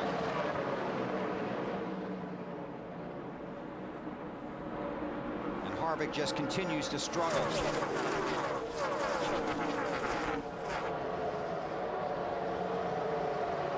Denny Hamlin in that 11 car, the FedEx Cup machine, runs in 14th. An update from Allen. And in the danger zone, Bill, with all that traffic in front of him all over the racetrack, just really hoping something doesn't happen there. Hamlin back on the lead lap after getting a lucky dog a little while ago, but they kind of regret not staying out under that last caution to lead a lap and get 5 bonus points. That might be handy later in the year. See how that works out when we get to Homestead. Dale Earnhardt Jr., Matt Kenseth for 3rd. Everyone in the points battle trying to win this NASCAR Nextel Cup would love to see this pass stick. It would help Junior, but it also would make the 17 car 5 points closer to everyone. Marty? Well, Bill Jr. trying to take advantage of this early part of the run where they have been good for most of the day, although as the night has come in, they've gotten better towards the end of the run, trying for his 2nd top 5 of the chase. Junior, right before they went green, said, I love these 24-hour races where we start in the day and we end at night. A lot of fun for these drivers to end under the lights. Alan? And Matt Kenseth just on the radio to his crew chief, Robbie Reiser, saying that it's basically the same problem they've been having for the last couple of weeks. The last set of tires just doesn't handle like they want it to. His car not at its best when he needs it to be at its best, which is when that checkered flag is close at hand. Thanks, Alan. We have a commitment to get in 60 seconds, our final 60-second commercial break. We'll come back and take you to the checkered flag in Atlanta.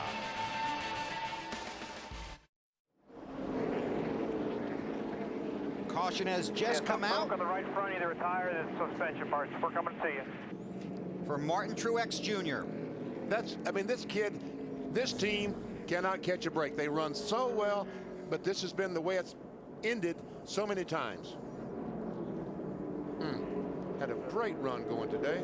Tony Stewart still the leader. Then it's Johnson, Earnhardt Jr., Matt Kenseth, and Greg Biffle. Gordon, Edwards, Nemechek, Boyer, and Mark Martin are the top 10. And you're right about these guys, Benny. They just see the hub blowing. He had a wheel bearing go out in that right front hub.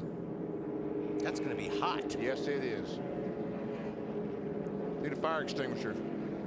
3 previous races here. Truex was 19th, 40th, and 37th. Yeah, I think that bearing is finished. Yeah, there's no point getting too big a hurry because this thing's not going to get back on the racetrack. But at least you might be able. The wheel won't even come off. They get to take out their frustration, though.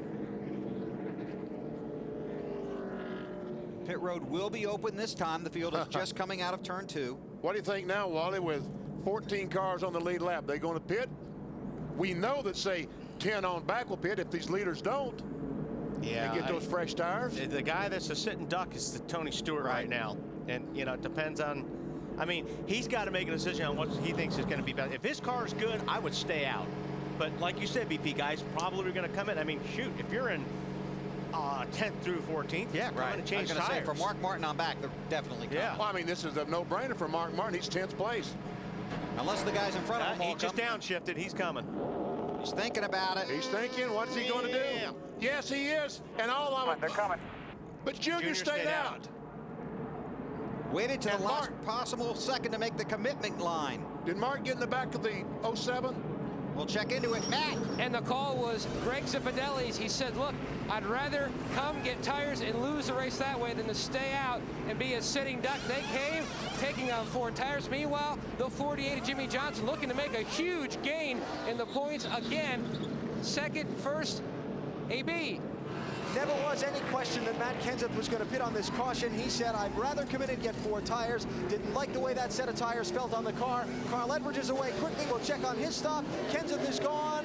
Looks like he's going to come out 3rd or 4th.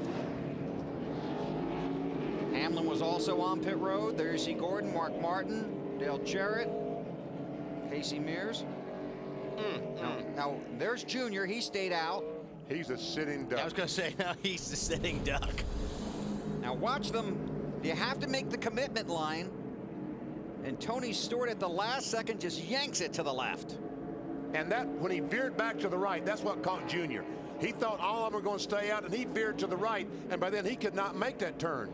And it does look like Mark might have gotten into the back of Boyer.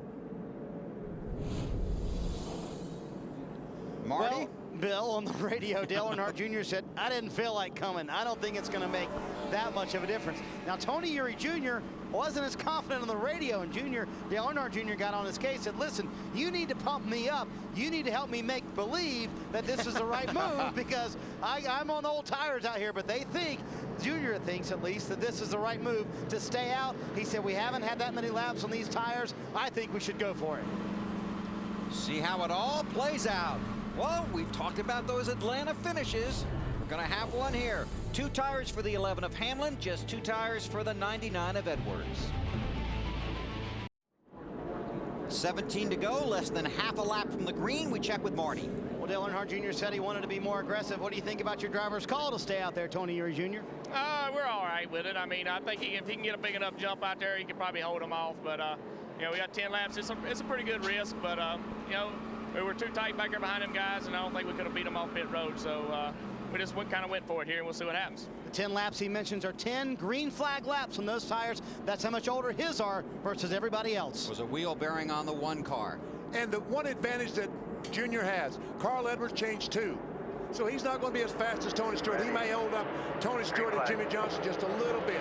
He spun the tires a little bit there in that restart. Junior did. And that's going to cost him a little bit. And boy, look at how those 4 tires stick. 3 wide and turn 2. Oh, right behind the leader. Mark Martin is in it.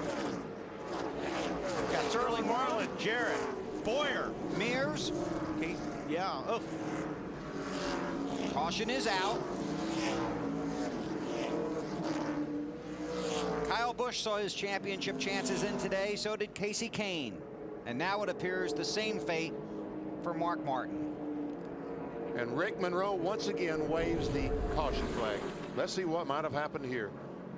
Well, that could be the problem down there. It all started with Kenny Wallace down there in the 78 car. It looked like he got down on the apron. He got pinched by the 66 car. They had to slow down. Chain reaction. Everybody started checking up. Come outside. Come outside. Stay down, right there. Caution's out, outside.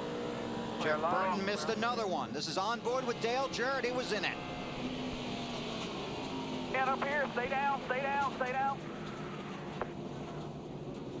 There's nowhere for Jarrett to go. No. I mean, it just, he was locked in. I guess the 66 didn't block the 78. It looked like Kenny Wallace had some trouble down there on the bottom, which all these guys checked up because of, but. There's Mark. 4 times he's finished second in the championship standings. Mark, you know, at Charlotte he said it's over, and he goes to Martinsville and he gets a little hint of hope again. Well, guess what, Mark? You're right at Charlotte. It is over.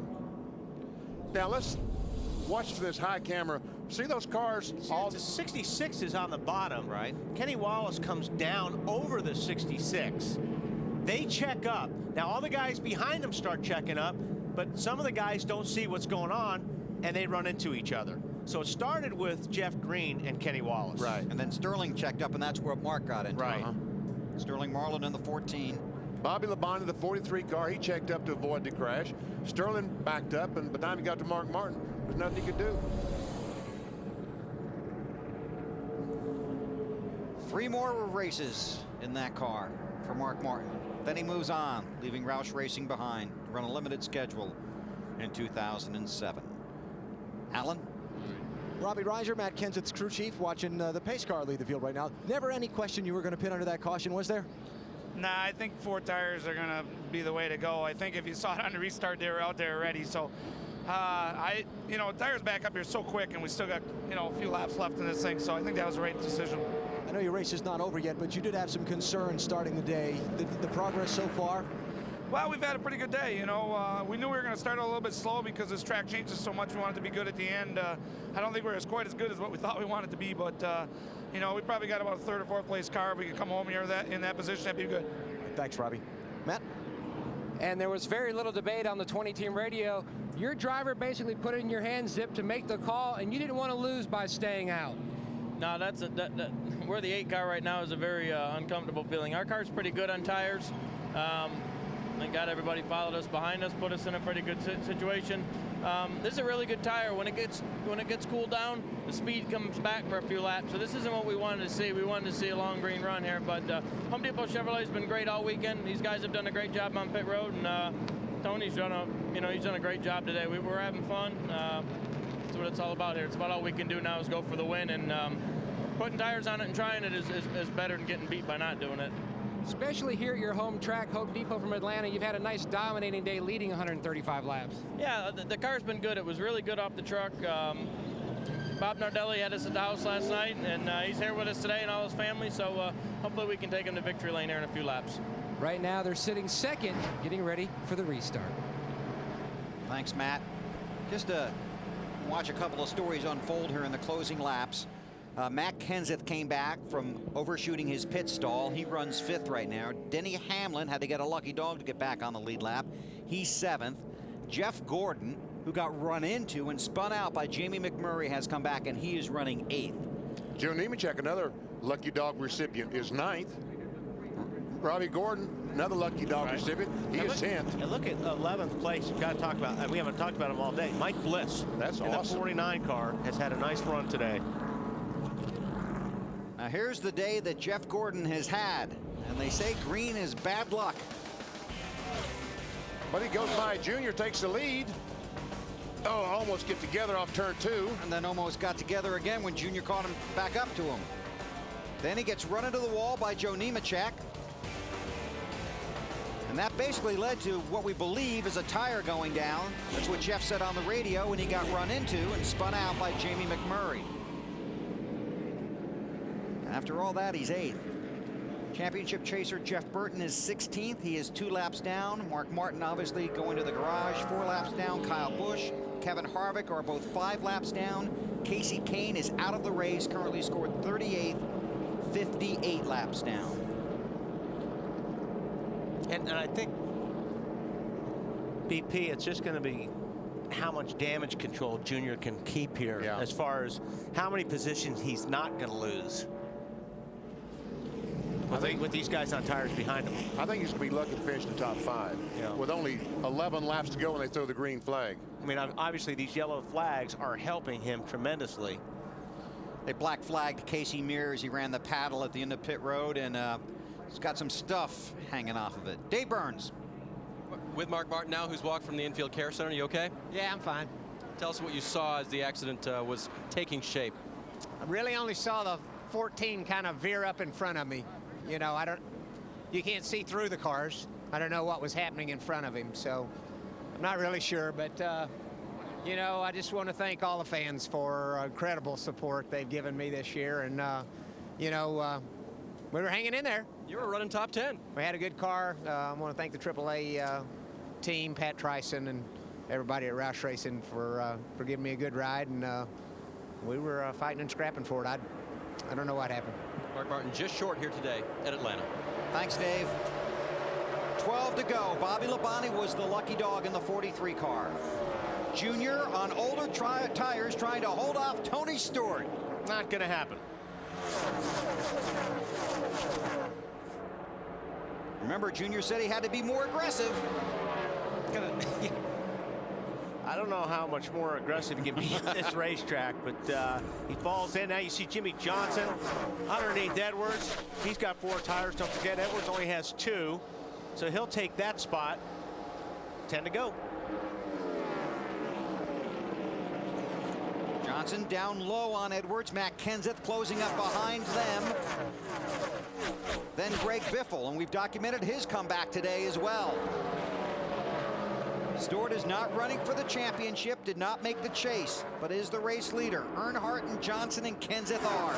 I'll tell you what, I'm impressed by the 8 car down on Junior. He's running pretty decently, not to have stopped and changed tires. Junior in second. Yeah, you're right, BP. I am too. I mean, you've got a lot of those guys behind him are on 4 tires. We've got 9 laps to go. And the last time by, he was only a 1/10 of a second slower than Tony Stewart.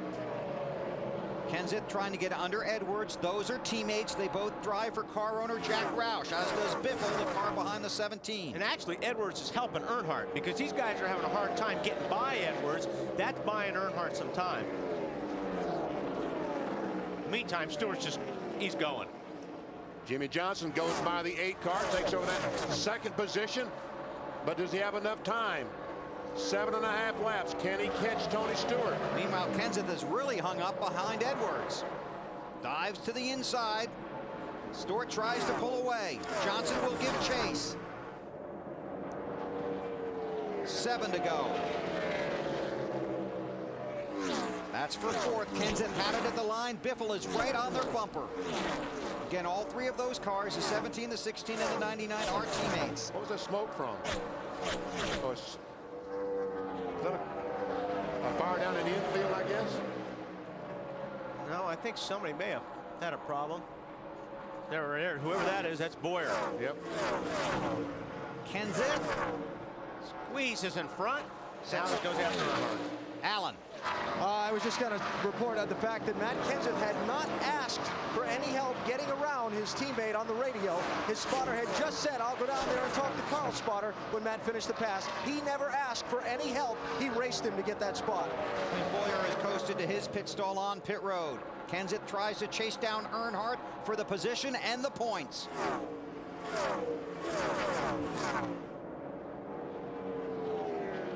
Third, 4th, and 5th right there. Another car very slow off turn 4. We got somebody smoking off of 4. Yep. Oh, Bliss. That's too bad. He was in the top 10 right there. And he gets the black flag.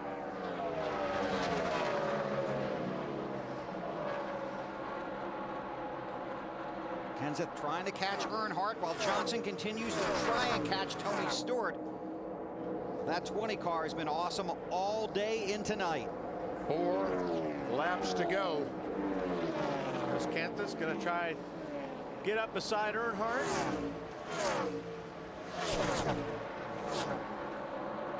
Wow. Boy, they come off that corner fast, don't they? Not kidding. Look how much faster the 17 is going into the corner, down on the bottom. 3 to go. Stewart leads, Johnson second. This is 3rd, 4th, and 5th.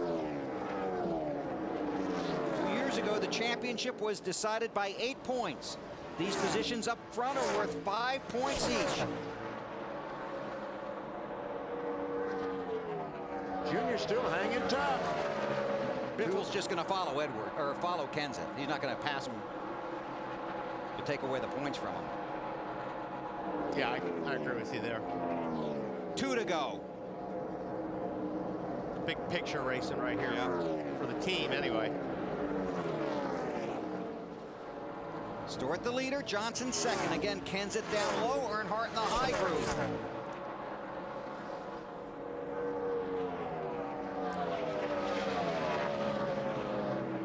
Junior making those older tires work.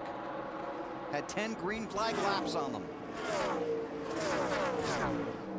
Stewart takes the white flag, last lap at Atlanta. Can Johnson get there? Can Kenseth get third from Earnhardt? And a car in the wall. The 07 car. Boyer trying to keep it high on the track. They've already taken the white flag. If the caution was to come out, the race would be over. Kenseth trying to make a move on the 8 of Earnhardt. This is for third. Oh, Junior's getting loose. And so did the 17. Kenseth's got loose. Got on the apron a little bit. Tony Stewart takes the checkered flag. Earnhardt.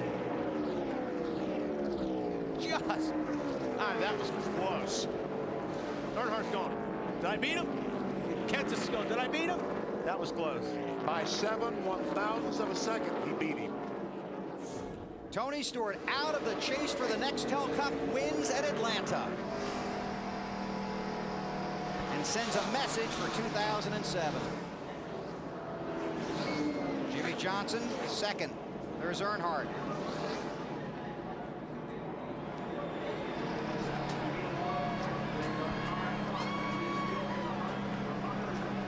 Matt, anybody happy down there? I'll tell you what, Bob Nardelli just gave Greg Zipadelli a huge hug. Impressive on the racetrack, but your pit crew over the wall, that had to have been the difference. Everybody did a good job today. They did what they needed to do. We had a great car all weekend. Like I said, I can't say enough about this race car. It was new a couple weeks ago. We won Kansas with it, brought it back here, and it is going to Texas next week. So the boys back at the shop, be there early. Great job, everybody. Home Depot Chevrolet, like I said, was good. Tony did an awesome job. He was on his game, thinking about those tires. When somebody come, he got out of the way, let them come back to him, and that's what you got to do. You got to kind of race this racetrack like that. Just proud of everybody. Dominating day, led the most laps, and boy, they are going to get one heck of a trophy to put in the trophy case. They got a spot for it to get it home, don't they, Matt? Bill, absolutely. Tony Stewart's got a huge pride. He's got a 5-foot IROC trophy to try to get home as well. I think the transporter could be a little overloaded. Chevrolet congratulates Tony Stewart and the 20 Monte Carlo SS on another great Team Chevy victory. 26 of the last 35 NASCAR manufacturers championships and counting. Chevy, an American revolution. All right, now all the fans are down at the start-finish line wanting to see what he's going to do now. The Tony Stewart tradition.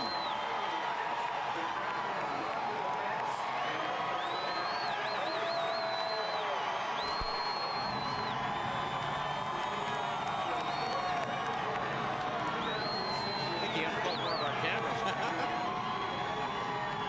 He's going to try and get in the flag stand. I'm impressed. He better give him a mattress, I'll tell you that, throw down on that racetrack.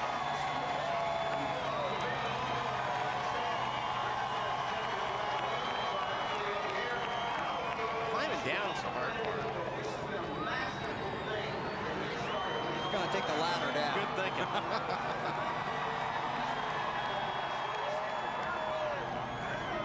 The defending series champion got knocked out of the chase for the Nextel Cup at the last moment in Richmond. Came back the next week, said we're going to win all 10. That hasn't happened, but very impressive run today. He's won a couple of them. Yeah. And this is the same car that won at Kansas out of fuel. Coasted across the finish line. I wonder what car they're bringing to Texas. You know what? We can ask him. Okay, Tony hanging out with Thumper, our camera guy there in the flag stand. Meanwhile, let's go down, hear from the guys that were in the race as well. Well, Bill, Dale Earnhardt Jr. has walked down to the 17 team. Congratulating those guys on a great run. At what point, Junior, great run by you and your team, at what point did you know you were a sitting duck with the guys that had the fresher tires? When I was the only one that pitted, I was going to do what they did, but they were I couldn't. I just made the decision not to. I wanted to get the tires if they did, but they were doing everything, swapping and juking and carrying on, coming on the pit road, so I just kind of got left out there, sort of like duck, duck, goose, but we hung on, and I don't think we'd have run third if we hadn't stayed out. I really don't, man. Them guys are pretty good. My pit crew, if they could have beat a couple guys off pit road, we might have been able to get third, but that wasn't a bad decision in the end, so we hung on there. How would you describe that battle between you and Matt? Like old times, man. One of my good friends, and I enjoy racing with him, and we don't really get to do it that often in the Cup Series. He's been on and become a champion, and you know, when he runs good, I don't. When I run good, he don't. We haven't really been able to race each other for wins like we did in the Busch Series, so it's a lot of fun. Just like old times, Bill. You betcha, Matt. Don't forget, coming up tonight here on NBC, the Cowboys in Carolina. Al Michaels, John Madden with the call. That's at 8 o'clock Eastern time. And right when we get done here in Atlanta, we'll send you to Bob and the boys in New York for Football Night in America. 7 o'clock Eastern time, right here on NBC. Dave? Yeah, Jimmy said he might like to get back and see that game if he had the opportunity. So let's get moving here, right? You guys were close, had a great race car, and you saw the 20 get smaller in your mirror as the laps wound away. Jimmy, are you disappointed? No, I'm not disappointed with that performance at all. When the sun was out, we were really about a 10th place car, but guys had great pit stops and kept track position, kept working on the race car and got it where we could fight for the win at the end. Really it mattered who got through traffic better on those last two restarts. 20 got up to clean air and off you went. But I had a lot of fun tonight. I mean, with the grip in this racetrack, racing as hard as we did, chasing that 20 around. It was a fun night and a night where, as a driver, you really had to challenge yourself and scare yourself on every lap. So it was a lot of fun. Back before the race at Lowe's, you and I talked about the possibility of 3 wins in a row like 2004. 1 win and 2 second places. It's pretty close to that. Yeah, we're on a great roll right now. I'm so proud of this team to never give up. The support that we have from Lowe's and their employee owners, all the support from Hendrick Motorsports. No one's been down and out. We weren't where we wanted to be when this chase started off, but we had the speed in the cars, and now we're getting the results. They've been as bad as 165 points away, now just 26. Matt? An up and down night for Matt Kenseth, which ended on the up note. But boy, describe this day, because it was unusual. Yeah, I mean, really all weekend has been. We just haven't ran very good, and you know, we got lucky with the rain qualifying, and the guys did a good job fixing our car from Saturday to today. It didn't run good at all on Saturday, and these guys did a great job. They were second to none on pit road today. They just kept gaining spots every stop. They had a bunch of good stops, and you know, that's how we have to run to have a shot at it. So it feels good to get a good finish. I wish we could have ran with a 20 and a 48 and a 8. Them guys were better than us pretty much all day. So we still got to get our stuff tuned up a little bit more to run how we did earlier in the year. But yeah, that was a good, solid run for us. Junior City had a lot of fun racing with you, neither young. It was like the old days in the Busch Series. Yeah, it was fun. It would have been more fun if I could have beat him in the line by a foot instead of the other way around. But yeah, it was a lot of fun. I was just, I thought with the newer tires I'd be able to get by, and I could get down, you know, up to him in 3 and 4, and I was plowing too bad up in 1 and 2 to get it done. So it was a lot of fun. Scores another 4th place finish here at Atlanta. Bill. Thank you, Matt. Tony Stewart won here in March of 2002. He is back in victory lane in October of 2006. Ready to celebrate, and here's Alan Bestwick.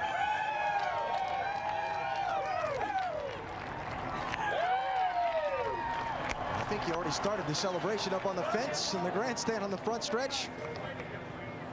He had a request to do a burnout through the sponsor's logo out on the tri-oval grass. But Tony, congratulations. The fence climb's back. Yeah, I mean, it's the first time that we had a good chance to do it again. So we ran out of fuel at Kansas City. That's why we couldn't do it there. Your car was good all race long. You were almost always in the top 5, but it seemed like you did most of your leading after the sun went down. Coincidence or plan? I just think it was coincidence. I mean, this Chevy Monte Carlo SS was awesome today. It was, you know, we had Bob Nardelli, the CEO of Home Depot, here cheering us on today, and our good buddy Johnny Morris from Bass Pro Shops here who sponsored this race. And I told him the other night in Macon, Georgia, when we opened up his brand new Bass Pro Shops in Macon, that I wanted that bear really bad. So buddy, we're glad finally we got it. The first year Johnny sponsored the race here, there was a big old bass on it. And I think I freaked out so bad because I wanted the trophy that I burnt my tires off that last session. So now with this big old bear, now I got something to put in this new house. Late when they had the last set of pit stops, a couple guys didn't pit, took 2 tires and so on. Any worries on your part that you could get back to the front? No, when the 99 was the only one that pitted that came out ahead of us, we knew he took 2 tires, and we knew we'd get by him pretty easy. We knew that we could get by the 8 because tires were so important. You know, we were sitting there on the yellow before we had a chance to pit, trying to figure out what we were going to do, and I thought our tires were all right, but as Zippy said, we had lost 0.6 of a second from the beginning of that run to 10 laps later when the caution came out. So with 20 laps to go, we had to put tires on it. When you did not make the championship chase, you said you just wanted to try and win all 10 races. You've gotten 2. That's not a bad start on that goal. Yeah, it's better than last year. I mean, last year being in the chase, I couldn't win any of the races at the end, so it's awesome. I mean, if you look behind you and see the size of this trophy and see how unique it is, it's not hard to understand why everybody wanted this thing tonight. I mean, Johnny Morris and everybody at the Bass Pro Shops do such an awesome job of giving us one-of-a-kind artwork for a trophy, and you know, Johnny's the one that got me into the outdoors and has really made me appreciate the outdoors and life and deer and turkey and especially fishing. So I'm going to build a log home in Columbus, Indiana, and that thing's going to go in somewhere really, really special when we get it built. All right, last question. Wally and Benny were speculating that you'll vote to bring this car to Texas next week the way that it ran here today. Would that be your vote? Well, as odd as it sounds, we deliberated on whether we were going to bring this car here or whether we were going to save it for Texas, and I told him I'd rather have it here, but I think Benny and Wally are right. I don't think these guys will mind trying to turn it around in a week, so we'll do what we can. I think if they think it gives you a better shot to win next week, they'll be happy to. Yeah. I gotta say one thing too. When we were coming back down, one of the fans gave me the hat that I've got on. So just want to thank whoever it was in the grandstands that gave me my new free hat. They bend hats better than I do up there in the grandstands. All right, Tony. Congratulations, Tony Stewart, winner here in Atlanta today. Dave.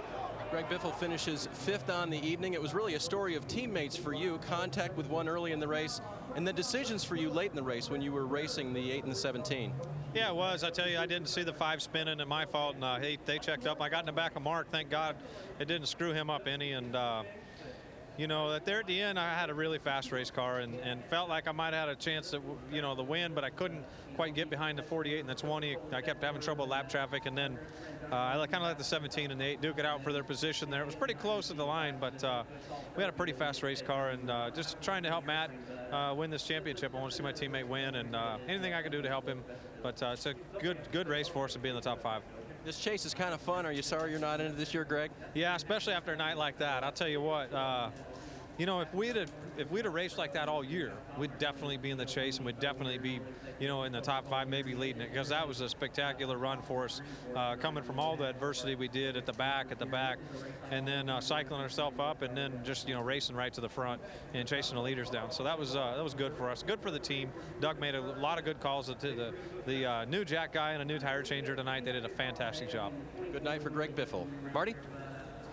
Well, Jeff Burton winds up finishing 13th today in the second half of the race. Really did not go your way. You apologized to the guys. You said you tried too hard in the second half. Well, we for whatever reason, we put a set of tires on, and it chunked the right rear, blew all the rubber off the right rear, and it just didn't handle it all. And we lost all our track position, and then put a set of tires on, and it drove great, and I drove it in the wall. And so then it cut a tire, and that got us behind again, but we were going to be okay. And they threw the caution for a piece of roll bar pad. You were upset about that? Well, I mean, they ought to stop every car on pit road, and they ought to check every car, and whoever threw the roll bar pad now, they ought to fine them 185 points and about 100 grand, because it's a huge impact on the race, and, you know, it's ridiculous. It's ridiculous. It happens too often, and NASCAR gets on everybody when they do it. Well, they need to figure out who did it and penalize them. Still, though, Jeff Burton, 5th in the championship standings, 84 points out of the lead. You were right. Yeah, I agree with Jeff Burton on that. I mean, you know, come on, it can't be too hard to figure out who brought that yellow out. Be looking through some videotape over the next couple of days, won't they?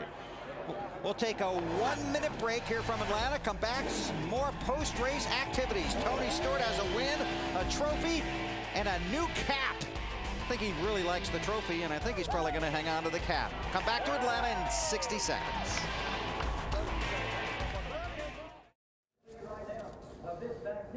Had a blast here in Atlanta today. Don't forget, football's coming up. Dallas and Carolina, that's at 8 Eastern time. And right after we wrap it up here, we'll send you to 30 Rock for Bob and the boys and Football Night in America, the wrap-up of all the day's action from the NFL. It's all coming up at 7 Eastern time here on NBC. Time now for our Nextel post-race report. From the Atlanta Motor Speedway, Tony Stewart is in victory lane. And a few moments ago, Marty Snyder caught up with the 8th place finisher, Denny Hamlin. At the end of the race, Denny Hamlin and his team took on 2 tires. How was that for those final few laps? You know, it felt like 4 to me, as bad as our car was all day. But you know, a lot of that played into me being a rookie. I mean, my rookie stripes really came into effect today. I felt like I was uncomfortable the entire time during the race, but still come home 8th. That's good. You know, I debated even whether to take any tires there at the end, but Mike made a good choice and took 2. All right, Denny Hamlin still 3rd in the championship standings, 65 points out of the lead. Thank you, Marty. Celebration continues. And Jeff Burton talked about the caution with the debris on the backstretch, said it appeared to be roll bar padding. We're going to hunt through some video here. And we're looking there. Looks like he might have come down the 7 car, Robbie Gordon. Did he get the lucky dog at that time? He got a lucky dog during the race. I can't tell you if it's exactly that time or not. I'm sure our friends over a couple of booths over are probably looking back at that. And you heard what Jeff Burton thought about it and how Wally and Benny felt. Now let's take a look at the championship standings. These are unofficial with 3 races to go. Jimmy Johnson's 2nd by 26 points. And Jimmy Johnson has gained 130 points on 1st in the last 3 races. That's amazing. I mean, like I said, 3 races ago, if you would have asked Jimmy Johnson got a shot, they would have said probably not, more likely not. And if you ask Kevin Harvick that right now, he'd say the same thing until you tell him that. Yeah, Kevin Harvick is only 121 back. And he gained how many, 130? 130 in 3 races. 3 races. That's how many more races we have. Okay, we'll come back to these points. Let's check in with Dave with Robbie. And I think he's looking for a hat back here or something. He just stepped back in. We had him a second ago. No, now we lost him all the way to the front of the hauler. Bill, we'll get back to you. Okay. Keep working it hard down there. Taking you back into the garage where the haulers are. We can pop those points back up so you make sure you get a good look at them. But first, you ready down there, Dave? Yeah, we're catching up with Robbie now. The back of the hauler was coming down. Come on in here, Steve. Pull back. We got a little more car back in there. Okay, very good. So, top 10 finish for you. Great night for you. We were looking at some debris possibility coming out of your car, roll bar padding, anything like that going on? Not that I'm aware of. You know, we had a good run tonight. We broke a diff late in the race and had a shot at probably better finish than 10th. So I'm pretty happy with the run we had tonight. And we're looking for, okay, Rob, we're showing it now here just so you can get a look at it. Can you guys run it back one more time because we didn't have it right in here. There you go. I'm messing up his hauler here. Robbie, there's your car. Does this, what'd you see? Back it up one more time, guys. We just get Robbie to get a good look at this. Keep going. Keep going back. Back, back, back, back. We just want you to take a look because we're trying to figure out. It may have been something you ran over as well. Might have been something I run over because I definitely didn't throw anything out the window, so I don't know. Okay, we appreciate it. Top 10 run for you tonight, though. Yeah, let's roll it out and check it out. Looked like it came out from the back of the car, actually. Okay, how did you guys have been lucky dog a couple times tonight. I mean, it was, you were, I mean, it was a great comeback for you guys. Yeah, we had a really good night. We lost, we had one bad pit stop. We lost a lap with that, and that hurt us. And, you know, we had a good car. We had a top 10 car all night long. Just started last, and it was hard to get all the way back to the front. Great. We appreciate you taking the time, Rob. Thanks. Bill? Thanks, Dave. And that will be a topic of discussion over the next 24 hours for sure. Tony Stewart celebrates here in Atlanta. Saturday on TNT at 2 Eastern, it's NASCAR Busch Series racing from Texas, presented by Star Motorcycles. Then next Sunday on NBC, the chase for the Nextel Cup continues with NASCAR Nextel Cup racing from Texas. Coverage begins at 2:30 Eastern with the Bank of America Countdown to Green. And don't forget, coming up next here on NBC, it's Bob, Chris, Sterling, and the bus for a football night in America. So we saw the points.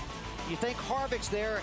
Is Gordon too far back at 146 in 7th spot? Yeah. I believe he is. I think he is. Just 3 races to go, I believe he is. And Matt Kenseth obviously is one of the most consistent guys in this sport. He's on top, and he we're going to tracks that you would expect him to run well at. And once again today, we thought he was going to be miserable, and he comes out of here. He turned that mud pie into apple pie. Exactly. 4th place finish. Somebody talked about that earlier today. Oh, that was you. Good job, Wally. Well, we enjoyed it. Hope you did too. Just 3 races remain in the chase for the Nextel Cup. Don't forget, football's coming up. We'll see you next week right here on NBC. Good job, buddy.